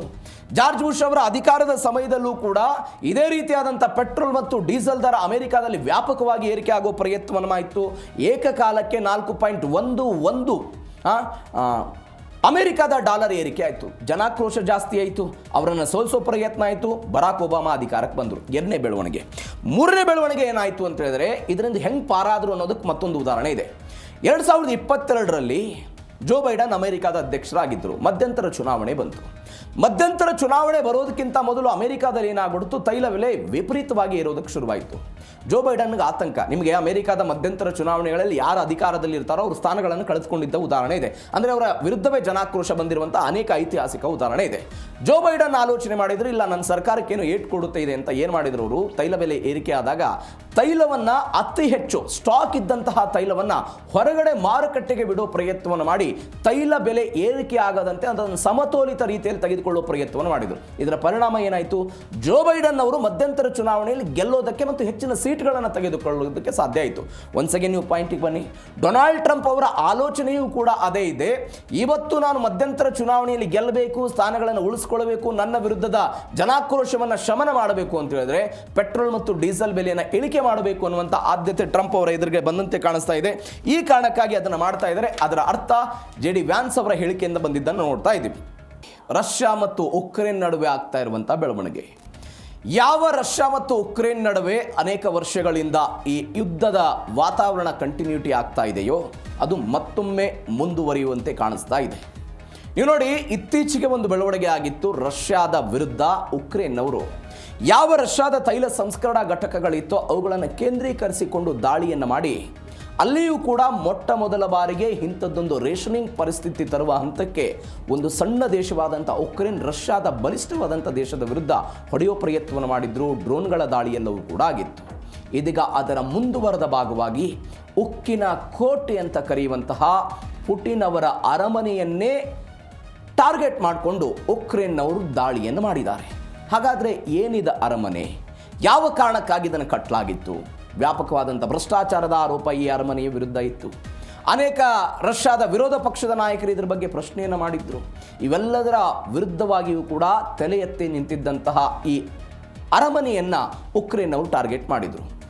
ಎಲ್ಲಕ್ಕಿಂತ ಹೆಚ್ಚಾಗಿ S-400 ಎನ್ನುವಂತಹ ಅತ್ಯಾಧುನಿಕ ಬಲ ಇರುವಂತಹ ಕ್ಷಿಪಣಿ ನಿರೋಧಕ ಶಕ್ತಿಯನ್ನು ಕೂಡ ಇದಕ್ಕೆ ಭದ್ರತೆಯಾಗಿ ಒದಗಿಸಲಾಗಿತ್ತು. ಈ ಭದ್ರತೆಯನ್ನು ಕೊಟ್ಟಾಗಲೂ ಕೂಡ ಉಕ್ರೇನ್ ಅವರು ಹೆಂಗೆ ಹೊಡೆದು ಉಳಿಸಿದ್ರು? ಯಾವ ಕಾರಣಕ್ಕಾಗಿ? ನೀವು ನೋಡಿ, ರಷ್ಯಾದಲ್ಲಿ ನೀವು 3 ಪಾರ್ಟ್ ಮಾಡ್ಬೋದು. ರಷ್ಯಾದ ಒಟ್ಟಾರೆ ಆಡಳಿತವನ್ನು ನಾನು ಡೀಟೇಲ್ಸಿಗೆ ಬರ್ತೀನಿ. 3 ಆಡಳಿತ ಇದ್ದಾಗಲೂ ಕೂಡ ಅವರು ನಾವು ಪ್ರಬಲವಾಗಿದ್ದೀವಿ, ಬಲಿಷ್ಠವಾಗಿದ್ದೀವಿ ಅನ್ನುವಂಥ ಒಂದು ಸಂದೇಶವನ್ನು ಕೊಟ್ಟು ಬಂದು ಇವತ್ತು ಸೋತು ಸುಣ್ಣವಾಗ್ತಾ ಇದ್ದಿದ್ದನ್ನು ನೋಡಿದ್ದೀವಿ. ಒನ್ಸ್ ಅಗೇನ್ ಉಕ್ರೇನ್ ವಿರುದ್ಧ ರಷ್ಯಾ ಸೋಲುತ್ತಾ ಏನಾಗುತ್ತೆ ಡೀಟೇಲಿಗೆ ಬರ್ತೀನಿ. ಪುಟಿನ್ ಅರಮನೆ ರಕ್ಷಕ S-400 ಉಡಿಸಾಗಿರೋ ಘಟನೆ ಎಲ್ಲಿ? ಉಕ್ರೇನ್ ಮತ್ತು ರಷ್ಯಾದ ನಡುವೆ. ಪುಟಿನ್ ಅವರ ಐಷಾರಾಮಿ ಅರಮನೆ ಮೇಲೆ ಉಕ್ರೇನ್ ಎಲ್ಲ ಹದ್ದಿನ ಕಣ್ಣಿಡ್ತು. 12,000 ಕೋಟಿ ಮೌಲ್ಯದ ಬಂಗಲೆಗೆ ಎಲ್ಲ ಡ್ರೋನ್ ಭೀತಿ ಆಯಿತು. S-400 ವ್ಯವಸ್ಥೆನೆಲ್ಲ ಧ್ವಂಸ ಮಾಡಿದ್ರು. 3 ಗಂಟೆಗಳ ಕಾಲ ಬೆಂಕಿಯಲ್ಲಿ ಉರಿದು ಭಸ್ಮವಾಗಿಬಿಟ್ಟಿದೆ ಈ ಅರಮನೆ. S-400 ಟ್ರಯಂಪ್ ಮೇಲೆ ವಾಯು ರಕ್ಷಣಾ ಕ್ಷಿಪಣಿ ವ್ಯವಸ್ಥೆಯನ್ನು ಉಕ್ರೇನ್ನ ಡ್ರೋನ್ ಪಡೆಯೆಲ್ಲ ಯಶಸ್ವಿಯಾಗಿ ಧ್ವಂಸಗೊಳಿಸಿದರು. 12 ಮೈಲು ದೂರದಲ್ಲಿದ್ದಂಥ S-400 ಲಾಂಚರನ್ನು ಉಕ್ರೇನ್ನವರು ಮಾನವರಹಿತ ವ್ಯವಸ್ಥೆಗಳ ಮುಖಾಂತರ ಹೊಡೆದುರುಳಿಸಿದ್ರು. 3 ಗಂಟೆಗಳ ಕಾಲ ಎಲ್ಲ ಬೆಂಕಿ ಹೊತ್ತುಕೊಂಡು ಉರಿಯಿತು. ಇದಕ್ಕಿಂತ ಮೊದಲು ಒಂದು ವಾರದ ಹಿಂದೆ ಆಗಸ್ಟ್ 7ನೇ ತಾರೀಕಿಗೆ ಉಕ್ರೇನ್ ಅವರು ಏನು ಮಾಡಿದ್ರು, ಸ್ಟಾರ್ಲಿಂಕ್ ಸಂವಹನವನ್ನು ಜಾಮ್ ಮಾಡ್ತಾ ಇದ್ದಂಥ ಓಲ್ಲಾ ಕುಫೋಲ್ ಗ್ಯಾರಂಟ್ ಎನ್ನುವಂಥ ಒಂದು ಎಲೆಕ್ಟ್ರಾನಿಕ್ ವಾರ್ಫೇರ್ ಸ್ಟೇಷನ್ ಅನ್ನು ಉಕ್ರೇನ್ ಧ್ವಂಸಗೊಳಿಸಿ ಮೊದಲ ಹಂತದ ತಯಾರಿಯನ್ನು ಮಾಡಿಕೊಂಡಿತ್ತು. ಇದಕ್ಕೆ 2ನೇ ಹಂತದಲ್ಲಿ ಎಲ್ಲವೂ ಕೂಡ ಆಗಿತ್ತು. ಅಂದರೆ ನಾನು ಅವಾಗ ಹೇಳಿದೆ, ಸಾವಿರಾರು ಕೋಟಿ ರೂಪಾಯಿ ಇದಕ್ಕೆ ಖರ್ಚು ಮಾಡಿ $1 ಬಿಲಿಯನ್ ಅಂತೆಲ್ಲ ಹೇಳ್ತಿದ್ದಾರೆ. ಇದನ್ನು ತಯಾರು ಮಾಡಲಾಗಿತ್ತು 2021ರಲ್ಲಿ. ರಷ್ಯಾದ ವಿರೋಧ ಪಕ್ಷದ ನಾಯಕ ಅಲೆಕ್ಸಿ ನವಲ್ನಿ ಈ ಅರಮನೆ ಬಗ್ಗೆ ಎಲ್ಲ ಮಾತನಾಡಿದ್ರು. ಪುಟಿನ್ ಅರಮನೆ ಅಂತೆಲ್ಲ ಕರೀತಾರೆ. ಇತಿಹಾಸದಲ್ಲೇ ಅತಿ ದೊಡ್ಡ ಲಂಚ ಎನ್ನುವಂಥ ಒಂದು ಸಾಕ್ಷ್ಯ ಚಿತ್ರದ ಮುಖಾಂತರ ಈ ಅರಮನೆ ಕಟ್ಟಿದ್ದರ ಬಗ್ಗೆ ಅವರು ಒಂದು ಸಾಕ್ಷ್ಯ ಚಿತ್ರವನ್ನು ಪ್ರದರ್ಶನ ಮಾಡುವ ಪ್ರಯತ್ನವನ್ನು ಮಾಡಿದ್ರು. ಅನಧಿಕೃತ ಖಾಸಗಿ ಅರಮನೆ ಅಂತಲೂ ಕೂಡ ರಷ್ಯಾದ ಇತಿಹಾಸದಲ್ಲಿ ಇದನ್ನು ಉಲ್ಲೇಖ ಮಾಡಲಾಗಿದೆ. ಇದನ್ನು ಗುರಿಯಾಗಿಸಿಕೊಂಡು ಇದೀಗ ಉಕ್ರೇನ್ ಅವರು ಹೊಡೆದಿದ್ದಾರೆ. ಏನು ವಿಶೇಷ ಅಂತ ಹೇಳಿದ್ರೆ, ಈ ಅರಮನೆಯ ಸುತ್ತಮುತ್ತಲಿನ ಪ್ರದೇಶ ಏನಿದೆಯಲ್ಲ, ಈ ಪ್ರದೇಶವನ್ನು ನೋ ಫ್ಲೈಯಿಂಗ್ ಝೋನ್ನಲ್ಲಿ ಇಡಲಾಗಿತ್ತು. ಅಂದರೆ ಯಾವುದೇ ಬಾಹ್ಯ ಶಕ್ತಿಗಳು ಅರಮನೆಯನ್ನು ಟಾರ್ಗೆಟ್ ಮಾಡಿ ದಾಳಿ ಮಾಡಬಾರದು ಅನ್ನುವ ಕಾರಣಕ್ಕಾಗಿ ನೋ ಫ್ಲೈಯಿಂಗ್ ಝೋನ್ನಲ್ಲಿ ಇಟ್ಟು ಆ ಪರಿಪ್ರಮಾಣದ S-400 ಎನ್ನುವಂಥ ಭದ್ರತೆಯನ್ನು ಕೊಟ್ಟಾಗಲೂ ಕೂಡ ಇವತ್ತು ಉಕ್ರೇನ್ ತನ್ನ ಡ್ರೋನ್ನ ಮುಖಾಂತರ ಹೊಡೆದಿದೆ. 3 ಗಂಟೆಗಳ ಕಾಲ ಹೊತ್ತಿ ಉರಿದಿದ್ದನ್ನು ನೋಡ್ತಾ ಇದ್ದೀವಿ. ಇದು ಒಂದು ಬೆಳವಣಿಗೆ. ಮತ್ತೊಂದು ಬೆಳವಣಿಗೆ ಏನು ಅಂತ ಹೇಳಿದರೆ, ಅಕ್ವಾಟಿಕ್ ಡಿಸ್ಕೋಗೆ ಸಂಚಕಾರ ಆಗಿರುವ ಬೆಳವಣಿಗೆ. ಅತ್ಯಾಧುನಿಕ ಅರಮನೆ ಅಂತ ನಾನು ಹೇಳಿದೆ. ಎಲ್ಲ ವ್ಯವಸ್ಥೆಗಳಿತ್ತು. ಕ್ಯಾಸಿನೋ ಇತ್ತು, ಐಸ್ ರಿಂಕ್ ಇತ್ತು, ಫೋಲ್ ಡ್ಯಾನ್ಸ್ ಕೊಠಡಿ ಇತ್ತು, ಎಲ್ಲ ಭವ್ಯವಾದಂಥ ಅರಮನೆ ಇತ್ತು. ಈ ಅರಮನೆಯನ್ನೇ ಗುರಿಯಾಗಿಸಿಕೊಂಡು ಉಕ್ರೇನ್ ಅವರು ಹೊಡೆದರು. 27 ಚದರ ಮೈಲಿ ವಿಸ್ತೀರ್ಣದ ನೋ ಫ್ಲೈ ಝೋನ್ನಲ್ಲೂ ಕೂಡ ಡ್ರೋನ್ ಎಲ್ಲ ನುಗ್ಗಿದ ನಂತರ ಹೊಡೆದೆಲ್ಲ ಉರುಳಿಸೋ ಪ್ರಯತ್ನ ಆಯಿತು. ನೀವು ನೋಡಿ, ಬೆಳವಣಿಗೆ ಏನಾಯಿತು ಅಂತ ಹೇಳಿದ್ರೆ, ಪುಟಿನ್ ಅರಮನೆ ಅಂತ ನಾವೇನು ಕರೆದ್ವಿ, 17,000 ಎಕರೆಗಿಂತಲೂ ಕೂಡ ಹೆಚ್ಚು ಪ್ರದೇಶವನ್ನು ಇದು ಒಳಗೊಂಡಿದೆ. 1,90,000 ಚದರ ಅಡಿಯಷ್ಟು ಬೃಹತ್ತಾಗಿರುವಂತಹ ಮುಖ್ಯ ಕಟ್ಟಡ ಇದು. 39 ಪಟ್ಟು, ಅಂದರೆ ಒಂದು ಮೊನಾಕಾ ದೇಶವನ್ನು ನಾವು ಕಂಪೇರ್ ಮಾಡಿದರೆ ಮೊನಾಕಾ ದೇಶದ ವಿಸ್ತೀರ್ಣಕ್ಕಿಂತಲೂ ಕೂಡ ಸುಮಾರು 39 ಪಟ್ಟು ದೊಡ್ಡದಿರುವಂಥ ಅರಮನೆಯನ್ನು ಕಟ್ಟಲಾಗಿತ್ತು. ಆ ಅರಮನೆಯ ವಿರುದ್ಧ ಇವತ್ತು ಉಕ್ರೇನ್ನ ದಾಳಿ ಆಗಿತ್ತು. ಅಂಡರ್ಗ್ರೌಂಡ್ ಐಸ್ ರಿಂಕ್, ಅಂದರೆ ಹಿಮದ ಮೇಲೆ ಹಾಕಿ ಆಡೋದಕ್ಕೆ ಒಂದು ಭೂಗತವಾದಂಥ ಐಸ್ ಹಾಕಿ ರಿಂಕನ್ನು ಅಲ್ಲಿ ನಿರ್ಮಾಣ ಮಾಡಲಾಗಿತ್ತು. ಖಾಸಗಿ ಒಂದು ಚರ್ಚ್ ಇತ್ತು, ಸಿನಿಮಾ ಥಿಯೇಟರ್ ಇತ್ತು, ಕ್ಯಾಸಿನೋ ಇತ್ತು, ಜೂಜಿನ ಅಡ್ಡೆ, ಡ್ಯಾನ್ಸ್ ರೂಮ್ಗಳನ್ನು ವಿನ್ಯಾಸ ಮಾಡಲಾಗಿತ್ತು. ಅವುಗಳ ಮೇಲೆ ದಾಳಿಯಾಗಿದೆ. ವಿಶೇಷವಾದಂಥ ಒಂದು ಗ್ರೀನ್ ಹೌಸ್ ಅನ್ನು ಕೂಡ ಈ ಅರಮನೆಯಲ್ಲಿ ಕಟ್ಟಲಾಗಿತ್ತು. ಬೃಹತ್ ಹಸಿರು ಮನೆ ಅಂತ ಕರೀತಾರೆ ಅದನ್ನು. ಜಗತ್ತಿನ ಅಪರೂಪದ ಸಸ್ಯಗಳನ್ನು ಇಲ್ಲಿ ಬೆಳೆಯಲಾಗಿತ್ತು. ನಾಶ ಆಗಿದ್ದನ್ನು ನೋಡ್ತಾ ಇದ್ದೀವಿ. ರಹಸ್ಯವಾದಂಥ ಸುರಂಗ ಮಾರ್ಗಗಳನ್ನು ಇಲ್ಲಿ ನಿರ್ಮಾಣ ಮಾಡಲಾಗಿತ್ತು. ಅಂದರೆ ಯಾವುದಾದ್ರೂ ಬಾಹ್ಯವಾದಂಥ ಅಟ್ಯಾಕ್ ಆದಂಥ ಸಮಯದಲ್ಲಿ ಇಲ್ಲಿಂದ ತಪ್ಪಿಸಿಕೊಳ್ಳೋದಕ್ಕೆ ಹೆಂಗೆ ಸಾಧ್ಯ ಅನ್ನೋದ್ರ ಬಗ್ಗೆ ಸುರಂಗಗಳನ್ನು ನಿರ್ಮಾಣ ಮಾಡಲಾಗಿತ್ತು. ದಾಳಿಯಾಗಿದೆ. 10,000 ಕೋಟಿ ರೂಪಾಯಿಗೂ ಕೂಡ ಹೆಚ್ಚು ಹಣವನ್ನು ಇದಕ್ಕೆ ಖರ್ಚು ಮಾಡಲಾಗಿತ್ತು. ಇದನ್ನು ನವಲ್ನಿ, ನಾನು ವಿರೋಧ ಪಕ್ಷದ ನಾಯಕ ಅಂತ ಏನು ಹೇಳಿದ್ದೆ, ಅವರು ಆರೋಪ ಮಾಡುವ ಪ್ರಯತ್ನವನ್ನು ಮಾಡಿದರು. ಅಂದರೆ ರಷ್ಯಾದ ಅನೇಕ ಶ್ರೀಮಂತ ಉದ್ಯಮಿಗಳು ಮತ್ತು ಅನೇಕೆಲ್ಲ ಈ ತೈಲ ಕಂಪನಿಗಳೇನಿರ್ತಾರಲ್ಲ, ಆ ತೈಲ ಕಂಪನಿಗಳು ಪುಟಿನ್ ಅವರಿಗೆ ಕೊಟ್ಟಂತಹ ಲಂಚದ ಹಣದ ಮುಖಾಂತರ ಇಂಥದ್ದೊಂದು ಅರಮನೆಯನ್ನು ಕಟ್ಟಲಾಗಿದೆ ಅಂತ ಅವರು ಆರೋಪವನ್ನು ಮಾಡಿದ್ರು. ಅದರ ಮೇಲೆಯೂ ಕೂಡ ದಾಳಿ ಆಗಿದೆ. ಬಟ್ ಪುಟಿನ್ ಹೇಳ್ತಾ ಇದ್ದಾರೆ ಈ ಬಗ್ಗೆ ಯಾವುದೇ ಸಂಬಂಧ ಇಲ್ಲ, ಅರಮನೆಗೂ ಮತ್ತು ನಮಗೆ ಯಾವುದೇ ಸಂಬಂಧ ಇಲ್ಲ ಅಂತ ಒಂದು ನಿರಾಕರಿಸುವ ಪ್ರಯತ್ನವನ್ನು ಮಾಡ್ತಾ ಬಂದರು. ಇದರ ಅರ್ಥ ಏನು ನೋಡಿ, 2022ರಲ್ಲಿ ಈ ಯುದ್ಧ ಶುರುವಾಯಿತಲ್ಲ, ರಷ್ಯಾ ಮತ್ತು ಉಕ್ರೇನ್ ನಡುವೆ ಯುದ್ಧ ಶುರುವಾದ ನಂತರ ರಷ್ಯಾದವರು ಏನು ಅನ್ಕೊಂಡ್ರು, ಅಮೆರಿಕ ಅಂದುಕೊಂಡಂತೆ ನಾವು ಉಕ್ರೇನನ್ನು ಕೆಲವೇ ದಿನಗಳಲ್ಲಿ ಮುಗಿಸಿಬಿಡಬಹುದು ಎನ್ನುವಂಥ ಆಲೋಚನೆಯಲ್ಲಿ ರಷ್ಯಾದವರು ಇದ್ದರು. ಬಟ್ ಅದರ ತದ್ವಿರುದ್ಧವಾಗಿ ಏನು ಬೆಳವಣಿಗೆ ಆಗ್ತಾ ಬಂತು, ಯಾವ ಉಕ್ರೇನ್ ರಷ್ಯಾದ ವಿರುದ್ಧ ಮಣಿಬಹುದು ಅಂತ ರಷ್ಯಾ ಅಂದುಕೊಂಡಿತ್ತು, ಅದರ ತದ್ವಿರುದ್ಧವಾಗಿ ಫೈಟ್ ಮಾಡ್ಕೊಳ್ತಾ ಬಂದಿದ್ದ ನೋಡಿದ್ದೀವಿ. ಅದರ ಮುಖಾಂತರ ಅರಮನೆಯನ್ನು ಕೂಡ ಹೊಡೆದ್ರು.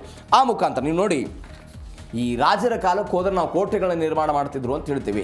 ಕೋಟೆಗಳು ಹೆಂಗಿರ್ತಿತ್ತು, ಶತ್ರುಗಳು ಭೇದಿಸಲಾಗದಷ್ಟು ಕೋಟೆಗಳನ್ನು ನಿರ್ಮಾಣ ಮಾಡ್ತಿದ್ರು. ಬಟ್ ಇವತ್ತು ಪುಟಿನ್ ಅವರ ಕೋಟೆಯನ್ನು S-400 ಇರುವಂಥ ಒಂದು ವ್ಯವಸ್ಥೆಯನ್ನೇ ಸುಟ್ಟು ಧ್ವಂಸ ಮಾಡುವಂಥ ಬೆಳವಣಿಗೆ ಉಕ್ರೇನ್ನಿಂದ ಆಗಿದೆ. ನೋಡೋಣ ಏನಾಗುತ್ತೆ. ಇವೆಲ್ಲಕ್ಕಿಂತ ಹೆಚ್ಚಾಗಿ ರಷ್ಯಾದ ಬ್ರಹ್ಮಾಸ್ತ್ರಕ್ಕೆ ಉಕ್ರೇನ್ ತಿರುಗೇಟನ್ನು ಕೊಟ್ಟಿದೆ. ಏನು ತಿರುಗೇಟಾಯಿತು, ವಿಮಾನ ಕ್ಷಿಪಣಿಯನ್ನು ಹೊಡೆದುರುಳಿಸಿರುವಂಥ S-400 ಇದೀಗೆಲ್ಲ ಕಸದ ರಾಶಿ ಆಗಿಬಿಟ್ಟಿದೆ. ಅದೇ ಸುಟ್ಟು ಭಸ್ಮ ಆಯಿತು. ನಾನು ಅವಾಗಲೇ ಹೇಳಿದೆ, 3 ಗಂಟೆಗಳ ಕಾಲ ಈ ಟ್ರಯಂಪ್ ಎನ್ನುವಂಥ ಒಂದು ವ್ಯವಸ್ಥೆ ಏನಿತ್ತು ಅದು ಸಂಪೂರ್ಣವಾಗಿ ಸುಟ್ಟು ಭಸ್ಮ ಆಯಿತು. ಲಾಂಚರ್ ನಾಶದಿಂದ ಪುಟಿನ್ ಭದ್ರತಾ ಕವಚಕ್ಕೆ ಒಂದು ಬ್ರೇಕ್ ಬಿದ್ದಿದ್ದನ್ನು ನೋಡ್ತಾ ಇದ್ದೀವಿ. ಅಂದರೆ ಯಾವ S-400 ನನಗೆ ರಕ್ಷಣೆಯನ್ನು ಕೊಡುತ್ತೆ, ಇಡೀ ರಷ್ಯಾಗೆ ರಕ್ಷಣೆಯನ್ನು ಕೊಡುತ್ತೆ ಅಂತ ರಷ್ಯಾ ಅಂದುಕೊಂಡಿತ್ತು, ಅದು ವಿಫಲವಾಗಿದ್ದನ್ನು ನೋಡ್ತಾ ಇದ್ದೀವಿ. ಹೇಗೆ ಇರಾನ್ ವಿರುದ್ಧ ಅಮೆರಿಕ ವಿಫಲವಾಗ್ತಾ ಇದೆಯೋ ಅದೇ ಮಾದರಿಯಲ್ಲಿ ಉಕ್ರೇನ್ ವಿರುದ್ಧ ರಷ್ಯಾ ಆಗ್ತಾ ಇರೋದು.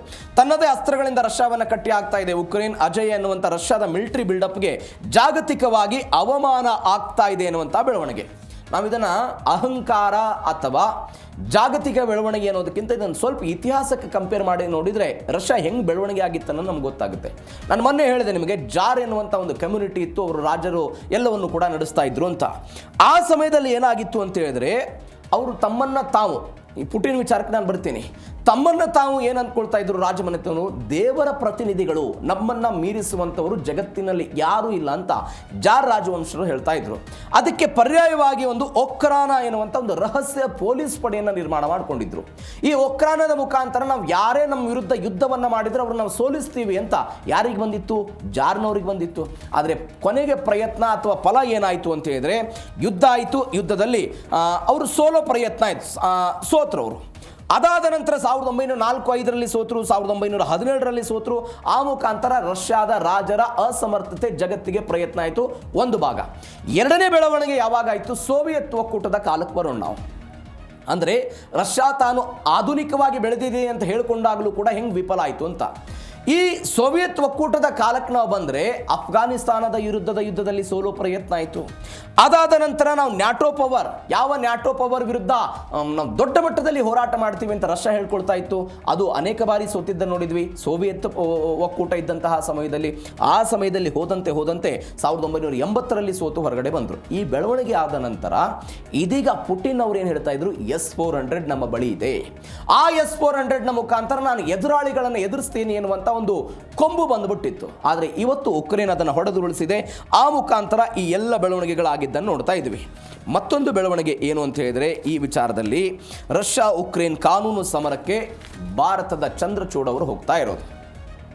ಮಾಜಿ CJI DY ಚಂದ್ರಚೂಡ್ ಅವರನ್ನು ಇದೀಗ ಅಂತಾರಾಷ್ಟ್ರೀಯ ಮಧ್ಯಸ್ಥಗಾರನನ್ನಾಗಿ ಮಾಡಲಾಗಿದೆ. ಉಕ್ರೇನ್ನ ಓಸ್ಟಾಡ್ ಬ್ಯಾಂಕ್ ವರ್ಸಸ್ ರಷ್ಯಾ ನಡುವಿನ ಈ ಹೈ ವೋಲ್ಟೇಜ್ ಪ್ರಕರಣಕ್ಕೆ ಅವರನ್ನು ಮಧ್ಯಸ್ಥಿಕೆದಾರನಾಗಿ ಮಾಡಲಾಗಿದೆ. ಭಾರತದ ಸುಪ್ರೀಂ ಕೋರ್ಟ್ನ ಮಾಜಿ ಮುಖ್ಯ ನ್ಯಾಯಮೂರ್ತಿಯವರು DY ಚಂದ್ರಚೂಡ್ ಅವರೆಲ್ಲ ಹೋಗ್ತಾ ಇದ್ದಾರೆ. ಉಕ್ರೇನ್ನ ಪ್ರಮುಖ ಒಂದು ಬ್ಯಾಂಕ್ ಅದು ಓಸ್ಟಾಡ್ ಬ್ಯಾಂಕ್ ಅಂತ. $100 ಮಿಲಿಯನ್ ಮೌಲ್ಯದ ಆಸ್ತಿಪಾಸ್ತಿಗಳು, ಬ್ಯಾಂಕಿಂಗ್ ವ್ಯವಹಾರಗಳನ್ನು ಡೊನೆಟ್ಸ್, ಲುಹಾನ್ಸ್ಕ್, ಖೆರ್ಸನ್ ಮತ್ತು ಜಫೋರಿಜ್ಕಾ ಪ್ರಾಂತ್ಯಗಳಲ್ಲಿ ಕಳೆದುಕೊಂಡಿದೆ. ಅದಕ್ಕೆ ನಮಗೆ ಪರಿಹಾರ ಬೇಕು ಅಂತ ಒಂದು ಪ್ರಕರಣ ಆಗಿದೆ. ಈ ಪ್ರಕರಣಕ್ಕೆ ಸಂಬಂಧಪಟ್ಟಂತೆ ಇದೀಗ ಇವರು ಮಾಜಿ CJI ಎಲ್ಲ ನೇಮಕ ಆಗಿದ್ದಾರೆ. ಅಂದರೆ 1998ರ ರಷ್ಯಾ ಮತ್ತು ಉಕ್ರೇನ್ ನಡುವೆ ಒಂದು ಒಪ್ಪಂದ ಆಗಿತ್ತು. ಆ ಒಪ್ಪಂದದ ಅನ್ವಯ ನಮಗೆ ಪರಿಹಾರ ಬೇಕು ಅನ್ನುವಂಥ ನಿಟ್ಟಿನಲ್ಲಿ ಅವರೆಲ್ಲ ಹೋಗ್ತಾ ಇದ್ದಾರೆ. ಇದೀಗ ಅವರೆಲ್ಲ ಹೋಗ್ತಾ ಇರೋದನ್ನು ನೋಡ್ತಾ ಇದ್ದೀವಿ. ಇದು ಒಂದು ಬೆಳವಣಿಗೆ ಆಗಿದೆ. ಇದರ ಜೊತೆಗೆ ಬೇರೆ ಬೇರೆ ದೇಶದ ಪ್ರತಿನಿಧಿಗಳು ಕೂಡ ಇದರಲ್ಲಿ ಇರ್ತಾರೆ.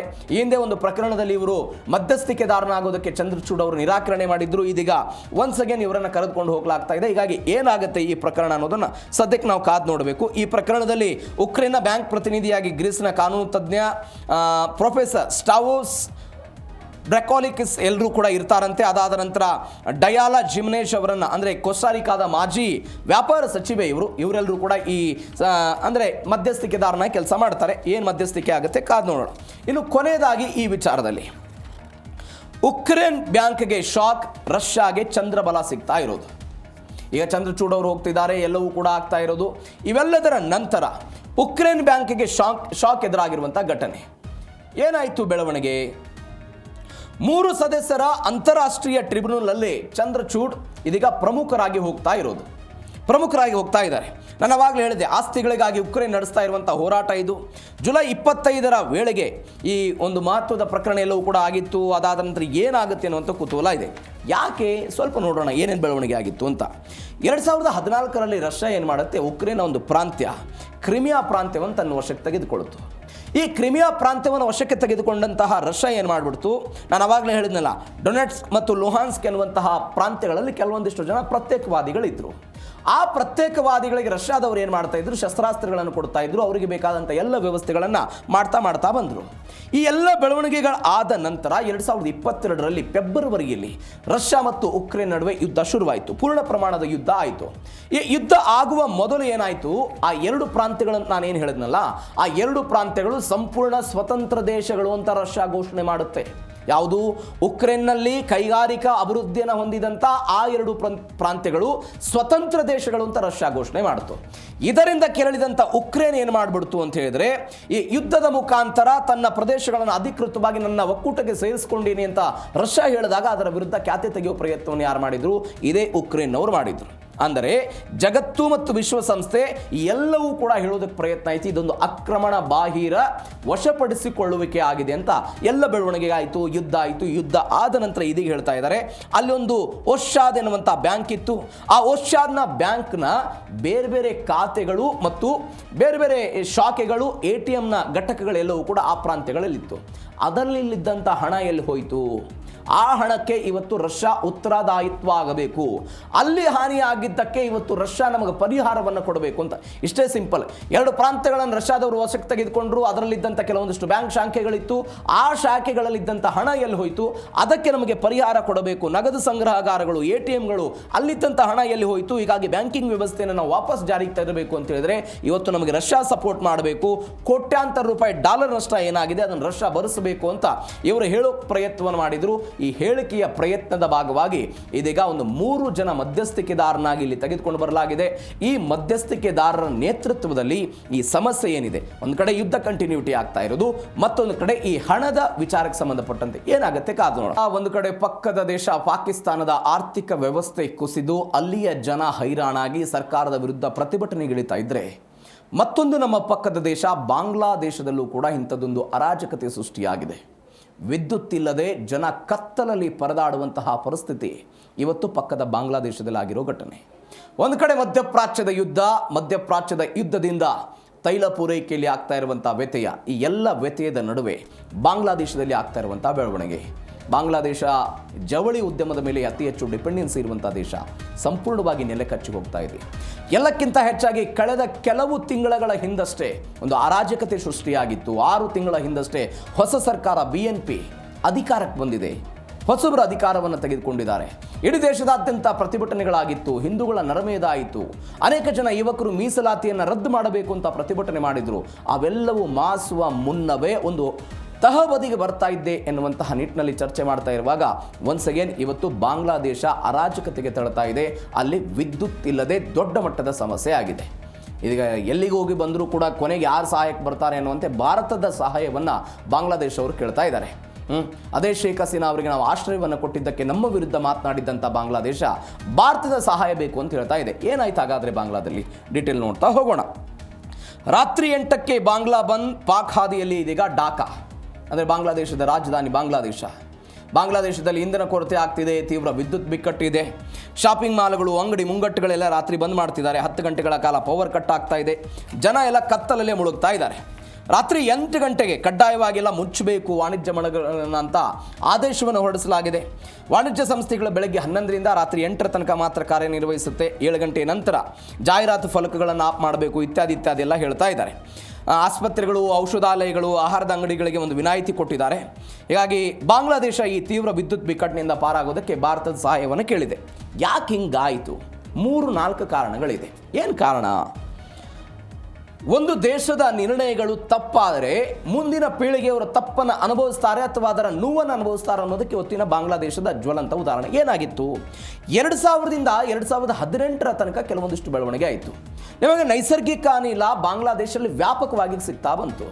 ಬಾಂಗ್ಲಾದವರು ಏನು ಮಾಡಿದರು? ನೈಸರ್ಗಿಕ ಅನಿಲದ ಮುಖಾಂತರವೇ ವಿದ್ಯುತ್ ಉತ್ಪಾದನೆಯನ್ನು ವ್ಯಾಪಕವಾಗಿ ಹೆಚ್ಚಳ ಮಾಡ್ತಾ ಹೋದರು. 85% ನೈಸರ್ಗಿಕ ಅನಿಲದ ಮುಖಾಂತರ ವಿದ್ಯುತ್ತನ್ನು ತಯಾರು ಮಾಡ್ತಾ ಬಂದರು.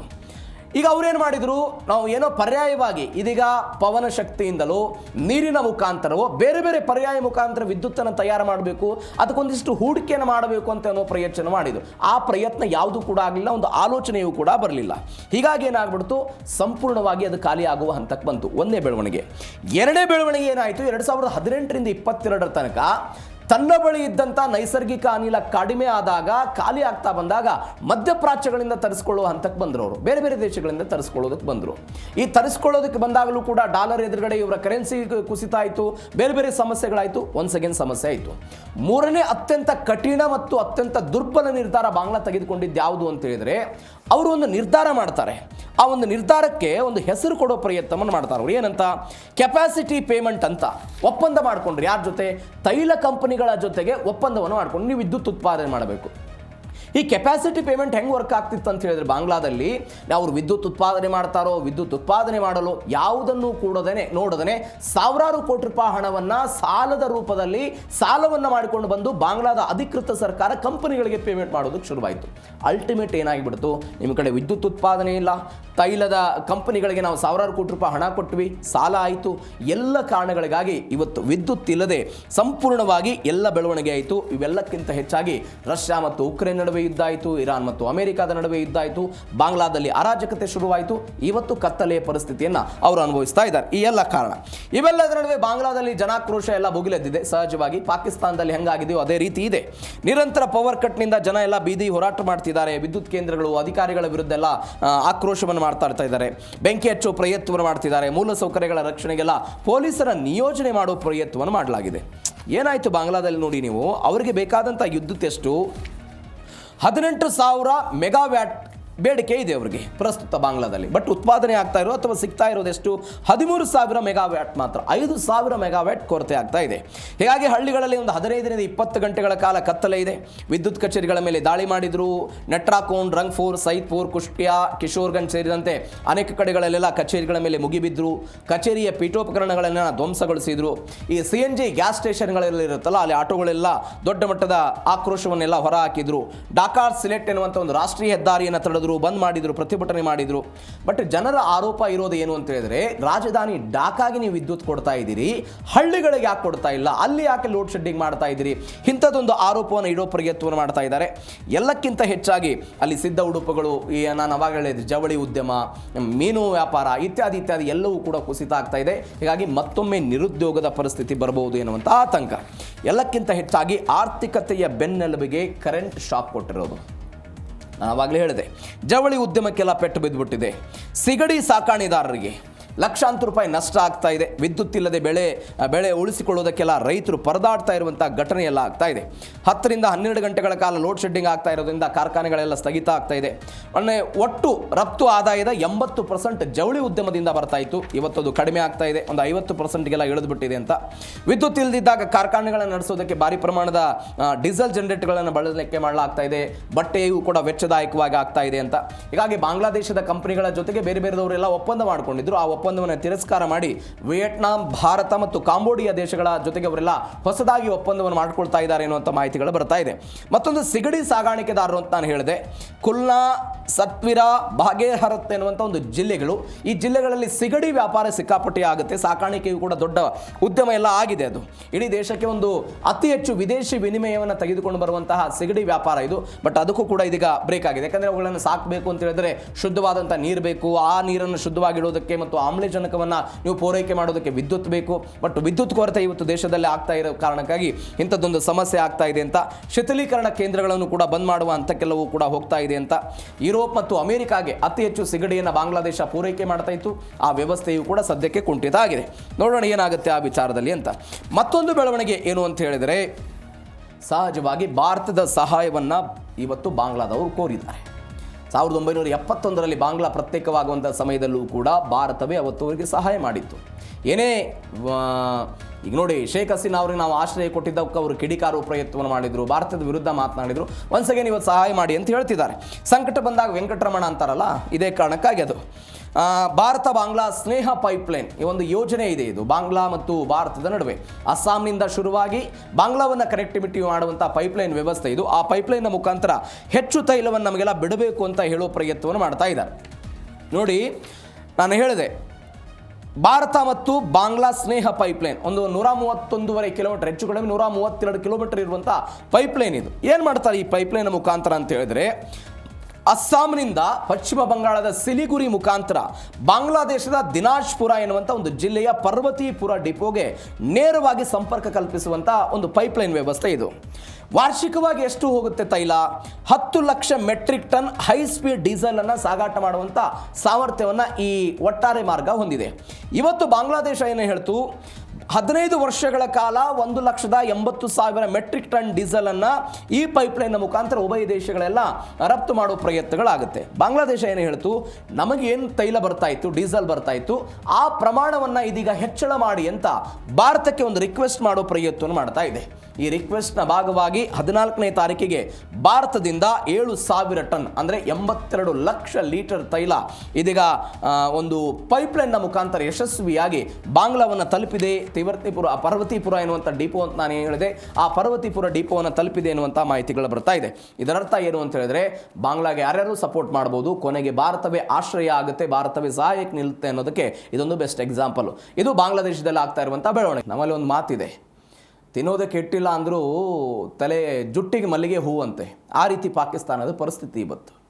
ತನ್ನ ದೇಶದಲ್ಲೇ ಆಗ್ತಾ ಇರುವಂಥ ಸಮಸ್ಯೆಗಳ ಬಗ್ಗೆ ಚಕಾರ ಎತ್ತೋದು, ಅದನ್ನು ಹೆಂಗೆ ಬಗೆಹರಿಸೋದು ಅನ್ನೋದು ಪಾಕಿಸ್ತಾನಕ್ಕೆ ಗೊತ್ತಿಲ್ಲ. ಆದರೆ ಭಾರತದ ವಿರುದ್ಧ ಹೇಳಿಕೆಯನ್ನು ಕೊಡೋದರಲ್ಲಿ ನಿಸ್ಸೀಮರು ಪಾಕಿಸ್ತಾನದವರು. ಒನ್ಸ್ ಅಗೇನ್ ಶಹರೀಫ್ರಿಂದ ಅಂಥದ್ದೊಂದು ಹೇಳಿಕೆ ಬಂದಿದೆ. ಸಿಂಧೂ ನದಿ ನೀರಿನ ವಿಚಾರಕ್ಕೆ ಸಂಬಂಧಪಟ್ಟಂಥ ಒಂದು ಹೇಳಿಕೆಗಳನ್ನು ಅವರು ಕೊಡೋ ಪ್ರಯತ್ನವನ್ನು ಮಾಡ್ತಾ ಬಂದಿದ್ದಾರೆ. ಈ ಸಿಂಧೂ ನದಿಯ ಬಗ್ಗೆ ಅನೇಕ ಬಾರಿ ನಾವು ಚರ್ಚೆ ಮಾಡಿದ್ದೀವಿ. ಒಪ್ಪಂದ ಆಗಿತ್ತು, ಒಪ್ಪಂದದ ನಂತರ ನೀರು ಬಿಡಲಿಲ್ಲ. ಆ ನೀರು ಸಿಗದೇ ಇದ್ದರೆ ಪಾಕಿಸ್ತಾನ ಹೆಂಗೆ ಈ ಗೋಧಿಯನ್ನು ಬೆಳೆಯುವುದಕ್ಕೆ ಹೆಂಗೆ ಸಮಸ್ಯೆಯನ್ನು ಅನುಭವಿಸ್ತೀವಿ ಅಂತ ಆ ಸಮಸ್ಯೆಯನ್ನು ಇವತ್ತು ಅವರು ನೋಡ್ತಾ ಇದ್ದಾರೆ. ಅದರ ಭಾಗವಾಗಿ ಒಂದು ಬೆಳವಣಿಗೆ ಆಗ್ತಾ ಇದೆ. ಇದೀಗ ಅವರು ಒಂದು ರೆಡ್ ಲೈನ್ ಎಳೆಯುವ ಪ್ರಯತ್ನವನ್ನು ಮಾಡಿದ್ದಾರೆ. ಹಾಗಾದರೆ ಈ ಹತಾಶೆಯ ಹಿಂದೆ ಏನು ಕಾರಣ, ಯಾವ ಕಾರಣಕ್ಕಾಗಿ ಭಾರತದ ವಿರುದ್ಧ ಪಾಕಿಸ್ತಾನದ ಮಾತು ಏನಾಯಿತು, ಈ ಸ್ಟೋರಿಯಲ್ಲಿ ನೋಡ್ತಾ ಹೋಗೋಣ. ಭಾರತಕ್ಕೆ ಜಲ ಬೆದರಿಕೆ ಹಾಕಿದೆ ಪಾಕಿಸ್ತಾನ. ಬೆದರಿಕೆ ಹಾಕೋದಷ್ಟೇ ಕೆಲಸ. ಈ ಬೆದರಿಕೆನ ಹಾಕ್ತು. ಸಿಂಧೂ ನದಿ ನೀರು ಹಂಚಿಕೆ ವಿಚಾರದಲ್ಲಿ ಪಾಕಿಸ್ತಾನ ಇದೀಗ ಖ್ಯಾತಿ ತೆಗೆದಿದೆ. ರೆಡ್ ಲೈನ್ ಅಂತ, ನದಿ ನೀರಿನ ಪ್ರತಿ ಹನಿಯೂ ಕೂಡ ರೆಡ್ ಲೈನ್ ಅಂತೆಲ್ಲ ಹೇಳಿದರು ಅವರು. ನೀರಿನ ಹಕ್ಕನ್ನು ಕಸಿದ್ರೆ ಭಾರತ ನೇರ ಪರಿಣಾಮವನ್ನು ಎದುರಿಸಬೇಕಾದಂಥ ಎಚ್ಚರಿಕೆಯನ್ನು ಕೊಡ 1 ವರ್ಷದಿಂದ ಕೊಡ್ತಾ ಇಲ್ಲ ನೀರು. ಏನು ಮಾಡ್ತು ಪಾಕಿಸ್ತಾನ? ವಿಶ್ವಸಂಸ್ಥೆಗೆ ಹೋಗ್ತಾ. ವಿಶ್ವಸಂಸ್ಥೆಯಲ್ಲಿ ಭಾರತ ಏನು ಹೇಳ್ತು, ಯಾವುದೇ ಕಾರಣಕ್ಕಾಗಿ ನೀರು ಬಿಡಲ್ಲ, ನೀವು ಯಾವುದೇ ಮಧ್ಯಸ್ಥಿಕೆಯನ್ನು ವಹಿಸಬೇಡ್ರಿ ಅಂತ ಭಾರತ ಅವತ್ತು ಕಡಾಖಂಡಿತವಾಗಿ ಹೇಳಿದ್ದನ್ನು ನೋಡಿದ್ದೀವಿ. ಹೀಗಾಗಿ ಏನು ಮಾಡ್ತಾ ಇದೆ ಪಾಕಿಸ್ತಾನ? ಏನೂ ಇಲ್ಲ. ಪಹಲ್ಗಾಮ್ ದಾಳಿಯ ಬಳಿಕ ಭಾರತದ ವಿರುದ್ಧ ಇವರೆಲ್ಲ ಮಾತನಾಡಿದ್ದಾರೆ. ಸಿಂಧು ಒಪ್ಪಂದವನ್ನು ತಡೆಯುವ ಮುಖಾಂತರ ಪಾಕಿಸ್ತಾನದ ಗಂಟಲನ್ನು ಪ್ರಧಾನಿ ನರೇಂದ್ರ ಮೋದಿ ಇಸ್ಕಿದ್ದೆಲ್ಲ ನಮಗೆ ಗೊತ್ತಿದೆ. ಅವರಿಗೆ ಪಂಜಾಬ್ ಪ್ರಾಂತ್ಯದಲ್ಲಿ ಗೋಧಿ ಬೆಳೆಯೋದಕ್ಕೆ ನೀರು ಬೇಕು. ಈ ಕಾರಣಕ್ಕಾಗಿ ಅಲ್ಲಿಯ ಸಮಸ್ಯೆಯನ್ನು ಭಾರತದ ವಿರುದ್ಧ ಎತ್ತಿ ಕಟ್ಟುವ ಪ್ರಯತ್ನವನ್ನು ಮಾಡ್ತಾ ಇದ್ದಾರೆ. ಆ ಮುಖಾಂತರ ಒನ್ಸ್ ಅಗೇನ್ ಅದೇ ಕಂಟಿನ್ಯೂಟಿ ಆಗ್ತಾ ಇದೆ. 2025 ಪಹಲ್ಗಾಮ್ನಲ್ಲಿ ನಡೆದಂಥ ಭೀಕರ ಉಗ್ರ ದಾಳಿಯ ಬಳಿಕ ಇದೀಗ ಮೋದಿ ಸರ್ಕಾರದ ವಿರುದ್ಧ ಎಲ್ಲ ಮಾತನಾಡಿದರು. ಈ ಒಪ್ಪಂದವನ್ನು ತಡೆ ಹಿಡಿಯುವ ಮುಖಾಂತರ ಭಾರತ ಅದರ ಗಂಟಲನ್ನು ಹಿಸ್ಕಿದ್ಬಿಟ್ಟಿದೆ. ಹೀಗಾಗಿ ಅದರ ಪರಿಣಾಮವಾಗಿ ಈ ಹೇಳಿಕೆ ಬರ್ತಾ ಇದೆ. ನೋಡೋಣ ಏನಾಗುತ್ತೆ. ಇದರ ಜೊತೆಗೆ ಟ್ರಂಪ್ ಜಪ, ಭಾರತಕ್ಕೆ ಮಾತ್ರ ಮಧ್ಯಸ್ಥಿಕೆ ಒಪ್ಪಿಗೆ ಇಲ್ಲ. ಏನಾಯ್ತಿದು? ಅಮೆರಿಕ ಅಧ್ಯಕ್ಷ ಟ್ರಂಪ್ ಅವರನ್ನು ಶಹಬಾಜ್ ಶರೀಫ್ ಕೊಂಡಾಡಿದ್ದಾರೆ. ಇದು ಬೆದರಿಕೆ ಆಯಿತು. ಬೆದರಿಕೆಯ ನಂತರ ಟ್ರಂಪ್ ಅವರನ್ನು ಹೊಗಳೋ ಪ್ರಯತ್ನ. ಹೆಂಗೆ?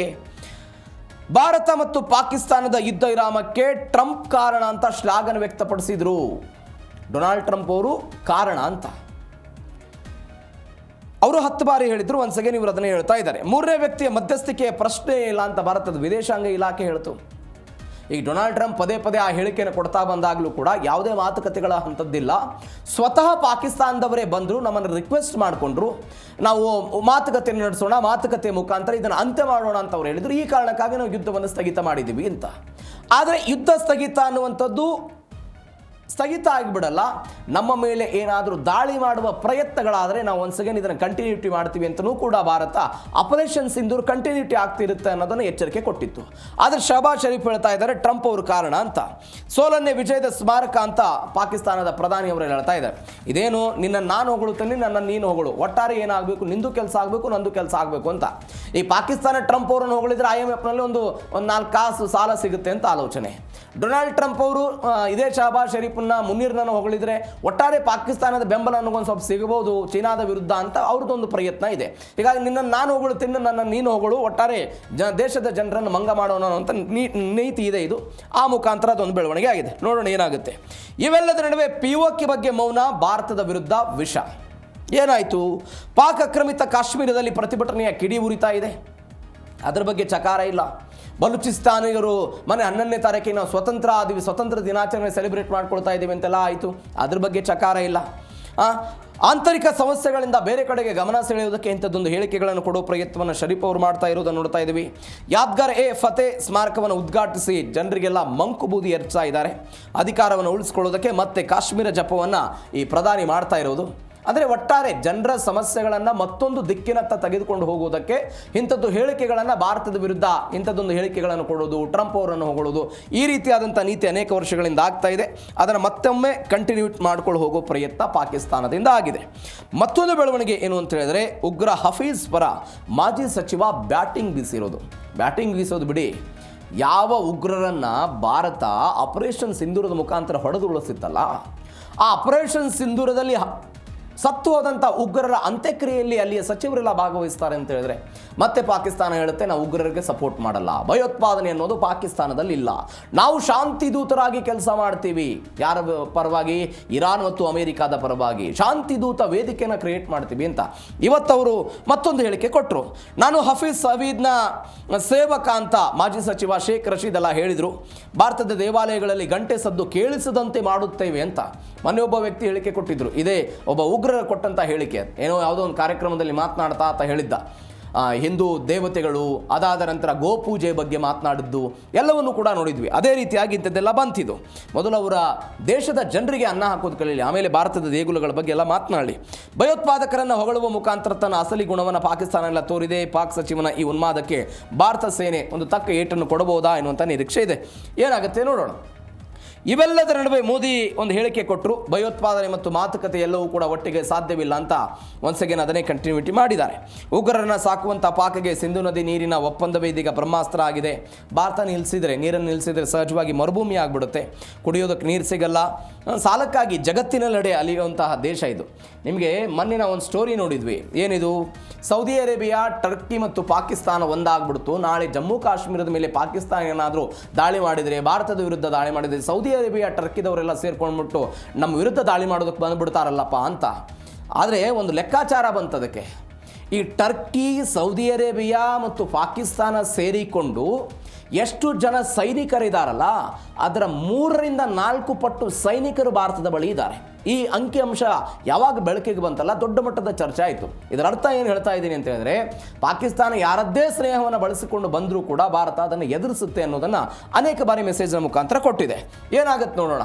ನಿನ್ನೆ ನಾವು DNAಯಲ್ಲಿ ಗುಟ್ಕಾ ಬ್ಯಾನ್ ಎನ್ನುವಂಥ ಸುದ್ದಿಯ ಬಗ್ಗೆ ಸುದೀರ್ಘವಾಗಿ ಚರ್ಚೆ ಮಾಡಿದ್ವಿ. ಯಾವಾಗ ಗುಟ್ಕಾ ಬ್ಯಾನ್ ಎನ್ನುವಂಥ ಆದೇಶ ಹೊರಗಡೆ ಬಂತು, ಈ ಅಡಿಕೆ ಬೆಳೆಯುವಂಥ ಬೆಳೆಗಾರರೆಲ್ಲ ಆಕ್ರೋಶವನ್ನು ಹೊರಹಾಕುವ ಪ್ರಯತ್ನವನ್ನು ಮಾಡಿದರು. ಅಡಿಕೆ ಬೆಳೆಗಾರರಿಗೆಲ್ಲ ಸಮಸ್ಯೆ ಆಗ್ಬಿಡುತ್ತಿದ್ದು, ಅವರ ಆರ್ಥಿಕತೆಗೆ ಸಮಸ್ಯೆ ಆಗುತ್ತೆ. ಅನೇಕ ಜಿಲ್ಲೆಗಳಲ್ಲಿ ಅಡಿಕೆಯನ್ನು ಬೆಳೀತಾರೆ, ಅವ್ರಿಗೇನು ಪರ್ಯಾಯ ವ್ಯವಸ್ಥೆಯನ್ನು ಮಾಡ್ತೀರಿ ಇತ್ಯಾದಿ ಎಲ್ಲವೂ ಕೂಡ ಆಯಿತು. ಎಲ್ಲ ಆದ ನಂತರ ಇದೀಗ ಈ ಆದೇಶವನ್ನು ವಾಪಸ್ ತೆಗೆದುಕೊಂಡಿದ್ದಾರೆ ಅಥವಾ ಯೂ-ಟರ್ನ್ ಹೊಡೆದಂತೆ ಕಾಣಿಸ್ತಾ ಇದೆ ಎನ್ನುವಂತಹ ಡೀಟೇಲ್ಸ್ಗಳು ಬರ್ತಾ ಇದೆ. ಅಂದರೆ DK ಶಿವಕುಮಾರ್ ಅವರೇನು ಸೂಚನೆ ಕೊಟ್ಟಿದ್ದಾರೆ ಎನ್ನುವಂಥ ಡೀಟೇಲ್ಸ್ಗಳು ಬರ್ತಾ ಇದೆ. ನನ್ನ ಅನುಮತಿ ಇಲ್ಲದೆ ಹೆಂಗಾಯಿತು, ಏನು ಎತ್ತು ಅಂತ ಅಧಿಕಾರಿಗಳ ವಿರುದ್ಧ ಎಲ್ಲ ಮಾತನಾಡಿದ್ರು ಎತ್ತ ಅಂತ ಹೇಳ್ತಾ ಇದ್ದಾರೆ. ಇವೆಲ್ಲದರ ನಡುವೆ ಶಾಸಕರ ನಿಯೋಗ ಎಲ್ಲ ಭೇಟಿ ಆಯ್ತಂತೆ. ಏನೇನು ಬೆಳವಣಿಗೆ ಆಯಿತು ಈ ಕೊನೆಯ ಸ್ಟೋರಿಯಲ್ಲಿ ನೋಡ್ತಾ ಹೋಗೋಣ. ಗುಟ್ಕಾ ನಿಷೇಧಕ್ಕೆ 48 ಗಂಟೆಗಳಲ್ಲೇ ಬ್ರೇಕ್ ಬಿತ್ತಾ ಅನ್ನೋ ಪ್ರಶ್ನೆ. ಅಂದರೆ ಆಗಸ್ಟ್ 10ನೇ ತಾರೀಕಿನಿಂದ 1 ವರ್ಷಗಳ ಕಾಲ ಉತ್ಪಾದನೆ, ಮಾರುಕಟ್ಟೆ, ಅದಾದ ನಂತರ ಅದನ್ನು ಮಾರಾಟ ಮಾಡೋದು ಯಾವುದನ್ನು ಕೂಡ ಮಾಡುವಂತಿಲ್ಲ ಅಂತ ಆದೇಶವನ್ನು ಹೊರಡಿಸಲಾಗಿತ್ತು. ಇದೀಗ ಆ ವಿಚಾರದಲ್ಲಿ ಶಾಂತಿಯುತವಾಗಿ ಸೈಲೆಂಟಾಗಿ ಯೂ-ಟರ್ನ್ ಹೊಡೆದಿದ್ದಾರೆ ಎನ್ನುವಂಥ ಡೀಟೇಲ್ಸ್ ಬರ್ತಾ ಇದೆ. ಆದೇಶವನ್ನು ಹಿಂಪಡೆಯಿರಿ ಅಂತ DK ಶಿವಕುಮಾರ್ ಅವರು ಸೂಚನೆ ಕೊಟ್ಟಿದ್ದಾರಾ ಅನ್ನೋದು ಸದ್ಯಕ್ಕೆ ಕಾಡ್ತಾ ಇರುವ ಪ್ರಶ್ನೆ. ಯಾಕಂದರೆ ಅಂಥದ್ದೊಂದು ಚರ್ಚೆಗಳೆಲ್ಲ ಆಗ್ತಾ ಇದೆ.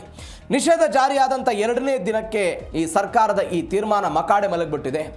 ಅಂದರೆ ಆರೋಗ್ಯದ ಕಾರಣಗಳಿಗಾಗಿ ಕ್ಯಾನ್ಸರ್ ಪ್ರಕರಣಗಳು ಜಾಸ್ತಿ ಆಗ್ತಾ ಇದೆ. ಜನರ ಆರೋಗ್ಯವೇ ನಮಗೆ ಮುಖ್ಯ, ತೆರಿಗೆ ಹಣ ಮುಖ್ಯವಲ್ಲ. ಈ ತೆರಿಗೆ ಹಣ ಮುಖ್ಯ ಆಗಿದ್ದರೆ ಇದನ್ನು ನಾವು ಕಂಟಿನ್ಯೂಟಿ ಮಾಡ್ತಾ ಇದ್ದೀವಿ, ಬಟ್ ನಿಷೇಧ ಮಾಡ್ತಾ ಇದ್ದೀವಿ ಅಂತ ಸರ್ಕಾರ ಎಲ್ಲವೂ ಕೂಡ ಹೇಳಿತ್ತು. ಬಟ್ ಅದು ಕೇವಲ 2 ದಿನಕ್ಕೆ ಮಾತ್ರ ಸೀಮಿತ ಆಯಿತಾ? ಯಾಕೆ ಅಂತ ಹೇಳಿದರೆ DK ಶಿವಕುಮಾರ್ ಅವರು ಆ ರೀತಿಯಾಗಿ ಸೂಚನೆ ಕೊಟ್ಟಿದ್ದಾರೆ ಅಂತ ಹೇಳಲಾಗ್ತಾ ಇದೆ. ಆರೋಗ್ಯದ ಕಾಳಜಿಗಿಂತ ರಾಜಕೀಯ ಒತ್ತಡವೇ ಎಲ್ಲ ಮೇಲಾಯ್ತಾ ಅಂತ. ಯಾಕಂದರೆ ಬೇರೆ ಶಾಸಕರ ನಿಯೋಗಗಳೆಲ್ಲ ಬಂದು ಭೇಟಿ ಮಾಡಿದ್ರಂತೆ. BJP ಅವರೆಲ್ಲ ಇದರ ವಿರುದ್ಧ ಮಾತನಾಡೋ ಪ್ರಯತ್ನ ಆಯಿತು. ಹೀಗಾಗಿ ಏನಾಗುತ್ತೆ ನೋಡೋಣ. ಅಡಿಕೆ ಬೆಳೆಗಾರರ ಅಬ್ಬರ ಸರ್ಕಾರ ಬಗ್ ಬಿಡ್ತಾ ಅನ್ನೋ ಪ್ರಶ್ನೆ ಇದೆ. BJP ಕಾಂಗ್ರೆಸ್ ಜಂಟಿ ನಿಯೋಗ ಎಲ್ಲ ಭೇಟಿ ಆಯಿತು. DK ಶಿವಕುಮಾರ್ ಅವರನ್ನು ಭೇಟಿ ಆದರಂತೆ. ಸರ್ಕಾರಕ್ಕೆ ವಾರ್ನಿಂಗ್ ಕೊಟ್ಟಿದ್ದಾರೆ ಅವರೆಲ್ಲ. ಅರಗ ಜ್ಞಾನೇಂದ್ರ, ಅದಾದ ನಂತರ ಶಾಂತನಗೌಡ ಶಾಸಕರು ಅವರ ನೇತೃತ್ವದಲ್ಲೆಲ್ಲ ಭೇಟಿಯಾಗಿ ಇದರ ಬಗ್ಗೆ ಮನವರಿಕೆ ಮಾಡಿದ್ರಂತೆ. ಲಕ್ಷಾಂತರ ರೈತರ ಬದುಕಿಗೆ ಕೊಳ್ಳೆ ಇಡಬೇಡಿ, ರೈತ ಸಂಘಟನೆಗಳೆಲ್ಲ ಆಗ್ರಹ ಮಾಡಿದರು. 9.50 ಲಕ್ಷ ಹೆಕ್ಟರ್ನಲ್ಲಿ ಅಡಿಕೆ ಬೆಳೆ ಬೆಳೆದಿದ್ದೀವಿ, ಹೀಗಾಗಿ ಹಾನಿಯಾಗುತ್ತೆ ಅಂತ ಅವರು ಹೇಳ್ತಾ ಇರುವ ಮಾತು ಏನು ಅಂತ ಹೇಳಿದರೆ, ಇಡೀ ದೇಶದಲ್ಲಿ ಉತ್ಪಾದನೆ ಆಗುವಂಥ 60% ಹೆಚ್ಚು ಭಾಗ ಕರ್ನಾಟಕದಲ್ಲಿ ಬೆಳಿತೀವಿ ಅಡಿಕೆಯನ್ನು.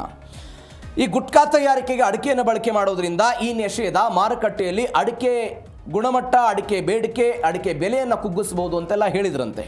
12 ಜಿಲ್ಲೆಗಳ 5 ಲಕ್ಷಕ್ಕೂ ಅಧಿಕ ಕುಟುಂಬಗಳು ನೇರವಾಗಿ ಮತ್ತು 10 ಲಕ್ಷಕ್ಕೂ ಹೆಚ್ಚು ಕುಟುಂಬಗಳು ಪರೋಕ್ಷವಾಗಿ ಅಡಿಕೆ ಉದ್ಯಮವನ್ನು ನಂಬಿದವಿ. ನೀವು ಗುಟ್ಕಾವನ್ನು ನಿಷೇಧ ಮಾಡೋದ್ರಿಂದ ಇವರಿಗೆ ಹೊಡೆತ ಬೀಳುತ್ತೆ ಅಂತೆಲ್ಲ ಹೇಳಿದ್ರಂತೆ. ಇವೆಲ್ಲದರ ಜೊತೆಗೆ ಈ ತಂಬಾಕು ನಿಷೇಧದ ಹೆಸರಲ್ಲಿ ಅಡಿಕೆ ಬೆಳೆಗಾರರು ಬಲುಪುಷವಾಗಬಾರದು, ಸರ್ಕಾರ ಅಡಿಕೆ ಬೆಳೆಗಾರರಿಗೆ ತೊಂದರೆ ಆಗದಂತೆ ಸ್ಪಷ್ಟವಾದಂಥ ಚೌಕಟ್ಟು ಮತ್ತು ಮಾರ್ಗಸೂಚಿಗಳನ್ನೆಲ್ಲ ರಚನೆ ಮಾಡಬೇಕು ಅಂತೆಲ್ಲ ಒತ್ತಾಯವನ್ನು ಮಾಡಿದ್ರಂತೆ. ಈ ಕಾರಣಕ್ಕಾಗಿ ಡಿ ಕೆ ಶಿವಕುಮಾರ್ ಇಂಥದ್ದೊಂದು ಸೂಚನೆ ಕೊಟ್ಟಿದ್ದಾರೆ ಅಂತ ಸದ್ಯಕ್ಕೆ ಬರ್ತಾ ಇರುವಂಥ ಮಾಹಿತಿ. ಈ ಎಲ್ಲ ಬೆಳವಣಿಗೆಗಳಾದ ನಂತರ ಒಂದೇ ದಿನಕ್ಕೆ 2,500 ರೂಪಾಯಿ ಅಡಿಕೆ ಬೆಲೆಯ ದರ ಕುಸಿತ ಆಗಿದ್ದನ್ನು ನೋಡ್ತಾ ಇದ್ದೀವಿ. ಅನೇಕ ಬಾರಿ ಅಡಿಕೆ ಬೆಳೆಗಾರರೆಲ್ಲ ಹೇಳ್ತಾ ಇರ್ತಾರೆ ದರ ಕುಸಿತ ಆಗ್ತಾ ಇದೆ, ಅದಕ್ಕೆ ಬೇರೆ ಬೇರೆ ಕಾರಣಗಳನ್ನು ಕೊಡ್ತಾರೆ ಅವರು. ಈಗ ಮತ್ತೆ ಅದೆಲ್ಲ ಆಯಿತು ಅಂತ ಶಿವಮೊಗ್ಗ ಚನ್ನಗಿರಿ ಮಾರುಕಟ್ಟೆಯಲ್ಲಿ ಅಡಿಕೆ ಬೆಲೆ ಎಲ್ಲ ಪಾತಾಳ ಕುಸಿದ್ಬಿಟ್ಟಿದೆ. ಕ್ವಿಂಟಲ್ಗೆ 54,000 ರೂಪಾಯಿ ಇದ್ದಿದ್ದೀಗ 51,500 ರೂಪಾಯಿ ಕುಸಿತ ಆಗಿದೆ. ಬ್ಯಾನ್ ಆದೇಶದಿಂದ ವ್ಯಾಪಾರಿಗಳ ಕಳ್ಳಾಟಕ್ಕೆ ಇದೆಲ್ಲ ಬಲ ಸಿಕ್ಬಿಡ್ತಾ, ರೈತರ ಶೋಷಣೆಗೆ ಸರ್ಕಾರದ ಆದೇಶ ಎಲ್ಲ ದಾರಿ ಆಗಿಬಿಡ್ತಾ, ಎಲ್ಲವೂ ಕೂಡ ಚರ್ಚೆ ಆಗ್ತಾ ಇದೆ. ವರ್ತಕರ ಹೊಟ್ಟೆ ತುಂಬಿಸೋದಕ್ಕೆ ಆದೇಶವನ್ನು ತಂದಿದ್ದೀರಾ ಅಂತ ವಿಜೇಂದ್ರ ಮುಂದುವರೆದು ಒಂದು ಆರೋಪ ಮಾಡಿಬಿಟ್ಟಿದ್ದಾರೆ. ಸಿ ಟಿ ರವಿ ಅವರು ಒಂದು ಆರೋಪ ಮಾಡಿಬಿಟ್ಟಿದ್ದಾರೆ. ನೀವು ಗುಟ್ಕಾ ಕಂಪನಿಗಳ ಲಾಭಿಗೆ ಮಾಡೋದು ಇಂಥದ್ದೊಂದು ಆದೇಶವನ್ನೆಲ್ಲ ಮಾಡಿಬಿಟ್ಟಿದ್ದೀರಿ, ಎಲ್ಲೋ ನಿಮಗೆ ಲಾಭ ಮಾಡ್ಕೊಳ್ಳೋದಕ್ಕೆಲ್ಲ ಆಗ್ತಿದೆ ಅಂತ ಅವರು ಹೇಳ್ತಾ ಇದ್ದಾರೆ. ಇದೀಗ ಒನ್ಸ್ ಅಗೇನ್ ದರ ಕುಸಿತ ಆಗ್ತಾ ಇದ್ದದನ್ನು ನೋಡಿದ್ದೇವೆ. ಮತ್ತೊಂದು ಬೆಳವಣಿಗೆ ಏನು ಅಂತ ಹೇಳಿದರೆ, ಸರ್ಕಾರದ ಒಳಗೆ ಗೊಂದಲ ಆಗಿದೆ, ಅಧಿಕಾರಿಗಳದ್ದೇ ತಪ್ಪನ ಅನ್ನೋ ಪ್ರಶ್ನೆ ಇದೆ. ಇದು ಕುಸಿತ ಆಗಿದ್ದಾಯಿತು. ಅದಾದ ನಂತರ ಈ ಗೊಂದಲ ಆಗ್ಬಿಡುತ್ತಾ, ಯಾಕೆ ಆದೇಶದ ಬಗ್ಗೆ ನನಗೆ ಗೊತ್ತಿಲ್ಲ ಅಂತ ಮುಖ್ಯಮಂತ್ರಿಗಳು ಹೇಳ್ತಾರೆ. ಹಾಗಾದರೆ ಕಾಂಗ್ರೆಸ್ ಸರ್ಕಾರದಲ್ಲಿ ಮುಖ್ಯಮಂತ್ರಿಗಳ ಗಮನಕ್ಕೆ ಬಾರದೆ ಇಂಥದ್ದೊಂದು ದೊಡ್ಡ ಮಟ್ಟದ ನಿರ್ಧಾರಗಳಾಗುತ್ತಾ ಅನ್ನೋದು ಸದ್ಯಕ್ಕೆ ಸಾರ್ವಜನಿಕ ವಲಯದಲ್ಲಿ ಆಗ್ತಾ ಇರುವಂಥ ಚರ್ಚೆ. ಆರೋಗ್ಯ ಇಲಾಖೆ ಕಾರ್ಯದರ್ಶಿಗಳು, ಅಧಿಕಾರಿಗಳ ವಿರುದ್ಧ ಎಲ್ಲ ಡಿ ಕೆ ಶಿವಕುಮಾರ್ ಗರಂ ಆದರು. ಸಚಿವ ಯು ಟಿ ಖಾದರ್ ಹೇಳಿಕೆಯಲ್ಲೂ ಕೂಡ ದ್ವಂದ್ವ ಇತ್ತು. ಬ್ಯಾನ್ ಆದೇಶ ವಾಪಸ್ ಸೂಚನೆ ಗೊತ್ತಿಲ್ಲ, ಗುಟ್ಕಾ ಕಂಪನಿಗಳ ಜೊತೆ ಡೀಲ್ ಆಗಿದೆ ಅಂತ ಸಿ ಟಿ ರವಿ ಅವರೆಲ್ಲ ಕಿಡಿಕಾರಿದ್ರು. ಇದೀಗ ಯು ಟಿ ಖಾದರ್ ಅವರು ಏನು ಹೇಳಿದ್ದಾರೆ, ಇಲ್ಲ ನಾವು ಬೇರೆ ದೇಶಗಳ ಅಡಿಕೆಯನ್ನು ಬಳಕೆ ಮಾಡ್ತೀವಿ, ಬಾಂಗ್ಲಾದೇಶ್, ಮಯನ್ಮಾರ್, ಶ್ರೀಲಂಕಾ, ಇಂಡೋನೇಷ್ಯಾ, ಭೂತಾನ್ ಈ ದೇಶಗಳದ್ದನ್ನು ಬಳಕೆ ಮಾಡ್ತೀವಿ ಅಂತ ಅವ್ರು ಹೇಳ್ತಾರೆ. ಯಾಕೆ? ಕಡಿಮೆ ಬೆಲೆ ಇರುತ್ತೆ, ನೀವು ಗುಟ್ಕಾಕ್ಕೆ ಬಳಸುವಂಥ ಅಡಿಕೆಯೂ ಕೂಡ ಅತ್ಯಂತ ಕಳಪೆ ಗುಣಮಟ್ಟದ್ದಿರುತ್ತೆ ಅಂತ ಹೇಳ್ತಾರೆ. ಅತ್ಯಂತ ಕಳಪೆ ಗುಣಮಟ್ಟದ ಅಡಿಕೆಯನ್ನು ಬಳಸಿ ಅದಕ್ಕೆ ಮಸಾಲವನ್ನು ಎಲ್ಲ ಬೆರೆಸೋ ಪ್ರಯತ್ನಗಳಾಗುತ್ತೆ ಅಂತ. ಹೀಗಾಗಿ ಒಂದು ಆರೋಪ ಪ್ರತ್ಯಾರೋಪ ರಾಜಕಾರಣ ವಲಯದಲ್ಲಿ ಈ ವಿಚಾರಕ್ಕೆ ಆಗ್ತಾ ಇದೆ. ಸಿ ಟಿ ರವಿ ಅವರು ಗುಟ್ಕಾ ಕಂಪನಿಗಳ ಜೊತೆಗೆ ಒಂದು ಡೀಲ್ ಮಾಡ್ಕೊಂಡ್ಬಿಟ್ಟಿದ್ದಾರೆ ಎನ್ನುವಂಥ ಆರೋಪವನ್ನು ಮಾಡಿದರು. ಹಾಗಾದರೆ ಸಿಗರೇಟ್ ಲಾಬಿಗೆ ಮಣಿದು ಅಡಿಕೆ ರೈತರನ್ನು ಬಲಿ ಕೊಡಲಾಗ್ತಿದೆಯಾ ಅಂತ ಈಗ ಅವ್ರು ಕೇಳ್ತಾ ಇರುವಂಥ ಪ್ರಶ್ನೆ ಏನು, ಈಗ ಸಿಗರೇಟ್ನಿಂದ ಸಾವಿರಾರು ಕೋಟಿ ರೂಪಾಯಿ ತೆರಿಗೆ ಬರುತ್ತೆ ಸರ್ಕಾರಕ್ಕೆ, ಸಿಗರೇಟನ್ನು ಯಾಕೆ ಬ್ಯಾನ್ ಮಾಡಲ್ಲ ನೀವು? ಈಗ ನೀವು ಅಡಿಕೆ ಬೆಳೆಗಾರರು ಮಾತ್ರ ನೋಡಲ್ಲ, ಇಲ್ಲಿ ಒಂದ್ಸಗೆ ನೀವು ತಂಬಾಕು ಬೆಳೆಗಾರರು ನಾಳೆ ಇಂಟರ್ಫಿಯರ್ ಆಗ್ಬೋದು. ಇಲ್ಲಿ ತಂಬಾಕು ಬೆಳೆಗಾರರು ಏನಾಗ್ತಾರೆ, ತಂಬಾಕು ನಾವು ಬೆಳೀತಾ ಇದ್ದೀವಿ, ನಾಳೆ ಸಹಜವಾಗಿ ನೀವು ತಂಬಾಕು ಉತ್ಪನ್ನಗಳನ್ನು ನಿಷೇಧ ಮಾಡಿದರೆ ತಂಬಾಕು ಬೆಳೆದವರು ಏನು ಮಾಡಬೇಕು, ಆ ಪ್ರಶ್ನೆಯನ್ನು ಕೇಳುವಂತಹ ರೈತರು ಕೂಡ ಬರೋ ಸಾಧ್ಯತೆಗಳಿರುತ್ತೆ. ಹೀಗಾಗಿ ಇದು ಪ್ರಕರಣ ಆರೋಪ ಪ್ರತ್ಯಾರೋಪಕ್ಕೆ ಹೋಗ್ತಾ ಇದೆ. ಏನಾಗುತ್ತೆ ಕಾದು ನೋಡೋಣ. ಇನ್ನು ಕೊನೆಯದಾಗಿ ಆರೋಗ್ಯ ವರ್ಸಸ್ ಆದಾಯ, ಸರ್ಕಾರದ ಮುಂದೆ ಸವಾಲುಗಳೇನು? ಬಾಯಿ ಕ್ಯಾನ್ಸರ್ ತಡೆಯುವಂಥ ಉದ್ದೇಶದಿಂದ ಯೂಟರ್ನಿಂದ ಇದೆಲ್ಲ ವಿಫಲ ಆಗ್ಬಿಡುತ್ತಾ? ನಾವು ಹೇಳ್ತಾ ಇದ್ವಿ ನಿನ್ನೆ ಅಷ್ಟೇ, ಇಡೀ ದೇಶದಲ್ಲಿ ಕ್ಯಾನ್ಸರ್ ಪ್ರಕರಣಗಳು ಹೆಂಗಾಗ್ತಾ ಇದೆ, ನೀವು ಅಡಿಕೆ ತಿನ್ನೋದ್ರಿಂದ, ಗುಟ್ಕಾ ತಿನ್ನೋದ್ರಿಂದ ಬಾಯಿ ಕ್ಯಾನ್ಸರ್ಗಳೆಲ್ಲ ಆಗುತ್ತಾ ಇದೆ. ಅನೇಕ ಸಣ್ಣ ಸಣ್ಣ ವಯಸ್ಸಿನಲ್ಲಿ ಕ್ಯಾನ್ಸರ್ ಬರ್ತಾ ಇರೋದನ್ನು ನೋಡ್ತಾ ಇದ್ದೀವಿ. ಇದನ್ನು ತಡಿಬೇಕು ಅಂತ ಆದೇಶ ಬಂತು, ಹಾಗಾದರೆ ಯೂಟರ್ನ್ ಹೊಡೆದಿದ್ದಾರೆ, ಆದರೆ ಅದು ವಿಫಲ ಆಗ್ಬಿಡುತ್ತಾ ಅಂತ. ಅಡಿಕೆ ಬೆಳೆಗಾರರ ಹಿತ ಕಾಯುವಂಥ ಭರವಸೆಯನ್ನು ಶಾಸಕ ಶಾಂತನಗೌಡ ಕೊಟ್ಟಿದ್ದಾರೆ. ಸಿಗರೇಟ್, ಮದ್ಯವನ್ನು ಬ್ಯಾನ್ ಮಾಡಿ ಅಂತ ಸವಾಲು ಹಾಕ್ಬಿಟ್ಟಿದ್ದಾರೆ. ಸಿಗರೇಟ್ ಬ್ಯಾನ್ ಮಾಡಿ, ಮದ್ಯ, ಸರಾಯಿ ಕುಡಿತದಿಂದ ಅನೇಕ ಜನ ಮೃತಪಡ್ತಾ ಇದ್ದಾರೆ, ಸರಾಯಿ ಯಾಕೆ ಬ್ಯಾನ್ ಮಾಡಲ್ಲ? ಅಬಕಾರಿ ಇಲಾಖೆಯಿಂದ ಪ್ರತಿ ವರ್ಷ ಸಾವಿರಾರು ಕೋಟಿ ಇನ್ಕಮ್ ಹೆಚ್ಚಳ ಬರಲಿ ಅಂತ ಸರ್ಕಾರ ವಹಿಸುತ್ತೆ. ಹೆಚ್ಚು ಹೆಚ್ಚು ಟ್ಯಾಕ್ಸ್ ಅನ್ನು ಹಾಕೋ ಪ್ರಯತ್ನವನ್ನು ಮಾಡುತ್ತೆ. ಯಾಕೆ? ಕುಡಿದು ಜನ ಕುಡಿತಾರೆ, ಕುಡಿಯುವ ಮುಖಾಂತರ ನಮಗೆ ಆದಾಯ ಬರುತ್ತೆ ಅಂತ. ಅದನ್ನು ಮೊದಲು ಬ್ಯಾನ್ ಮಾಡಬೇಕು. ನೀವು ಕೇವಲ ಅಕ್ರಮ ಮದ್ಯ ಅಂತ ಹೇಳ್ತೀರಿ, ನೀವೇ ಅನೇಕ ಕಡೆಗಳಲ್ಲಿ ಲೈಸೆನ್ಸ್ ಕೊಡೋ ಪ್ರಯತ್ನ ಮಾಡ್ತೀರಿ. ಹಳ್ಳಿಗಳಲ್ಲಿ ಇವತ್ತು ಬಾರ್ ಲೈಸೆನ್ಸ್ಗಳನ್ನು ಕೊಡುವ ಹಂತಕ್ಕೆ ಸರ್ಕಾರ ಹೋಗ್ತಾ ಇದೆ. ಆದರೆ ಒಂದು ಕಡೆ ಕುಡಿಸುವ ಮುಖಾಂತರ ಅಮಲು ತಂದು ಅದನ್ನು ಸರ್ಕಾರದ ಆದಾಯವಾಗಿ ಕನ್ವರ್ಟ್ ಮಾಡಿಕೊಳ್ಳುವ ಪ್ರಯತ್ನ, ಈ ಆಕ್ರೋಶ ಜನರಿಂದ ಬರ್ತಾ ಇದೆ ಮತ್ತು ರೈತರಿಂದ ಬರ್ತಾ ಇದೆ. ಕೇವಲ ಯಾಕೆ ಅಡಿಕೆ ಬೆಳೆಗಾರರನ್ನು ಟಾರ್ಗೆಟ್ ಮಾಡ್ತಾ ಇದ್ದೀರಿ ಅಂತ. ತಂಬಾಕು ಮುಕ್ತ ಕರ್ನಾಟಕದ ಕನಸಿಗೆ ಒಂದು ಬಲವಾದ ಪೆಟ್ಟು ಬಿತ್ತ. ಸೋಮವಾರ ಬಿಜೆಪಿ ಶಾಸಕರೇನೋ ಮುಖ್ಯಮಂತ್ರಿಗಳನ್ನು ಭೇಟಿ ಮಾಡ್ತಾರಂತೆ. ಆ ಭೇಟಿಯಲ್ಲಿ ಏನು ಚರ್ಚೆ ಆಗುತ್ತೆ, ಯೂಟರ್ನ್ ನಿರ್ಧಾರದಿಂದ ಏನಾದರೂ ಸರ್ಕಾರ ಹೊರಗಡೆ ಬರುತ್ತಾ, ಈ ಆದೇಶವನ್ನು ವಾಪಸ್ ತೆಗೆದುಕೊಂಡಿಲ್ವಾ, ಏನಾಗಿದೆ, ಸರ್ಕಾರ ಒಂದು ಕ್ಲಾರಿಟಿ ಕೊಡಬೇಕಾಗಿದೆ ಈ ವಿಚಾರಕ್ಕೆ ಸಂಬಂಧಪಟ್ಟಂತೆ. ಇದರೊಂದಿಗೆ ಇವತ್ತಿನ ಜೈ ಕನ್ನಡ ನ್ಯೂಸ್ DNA ಮುಗಿಸ್ತಾ ಇದ್ದೀನಿ. ನೋಡ್ತಾ ಇರಿ ಜೈ ಕನ್ನಡ ನ್ಯೂಸ್, ಸತ್ಯವೇ ಸುದ್ದಿಯ ಜೀವಾಳ.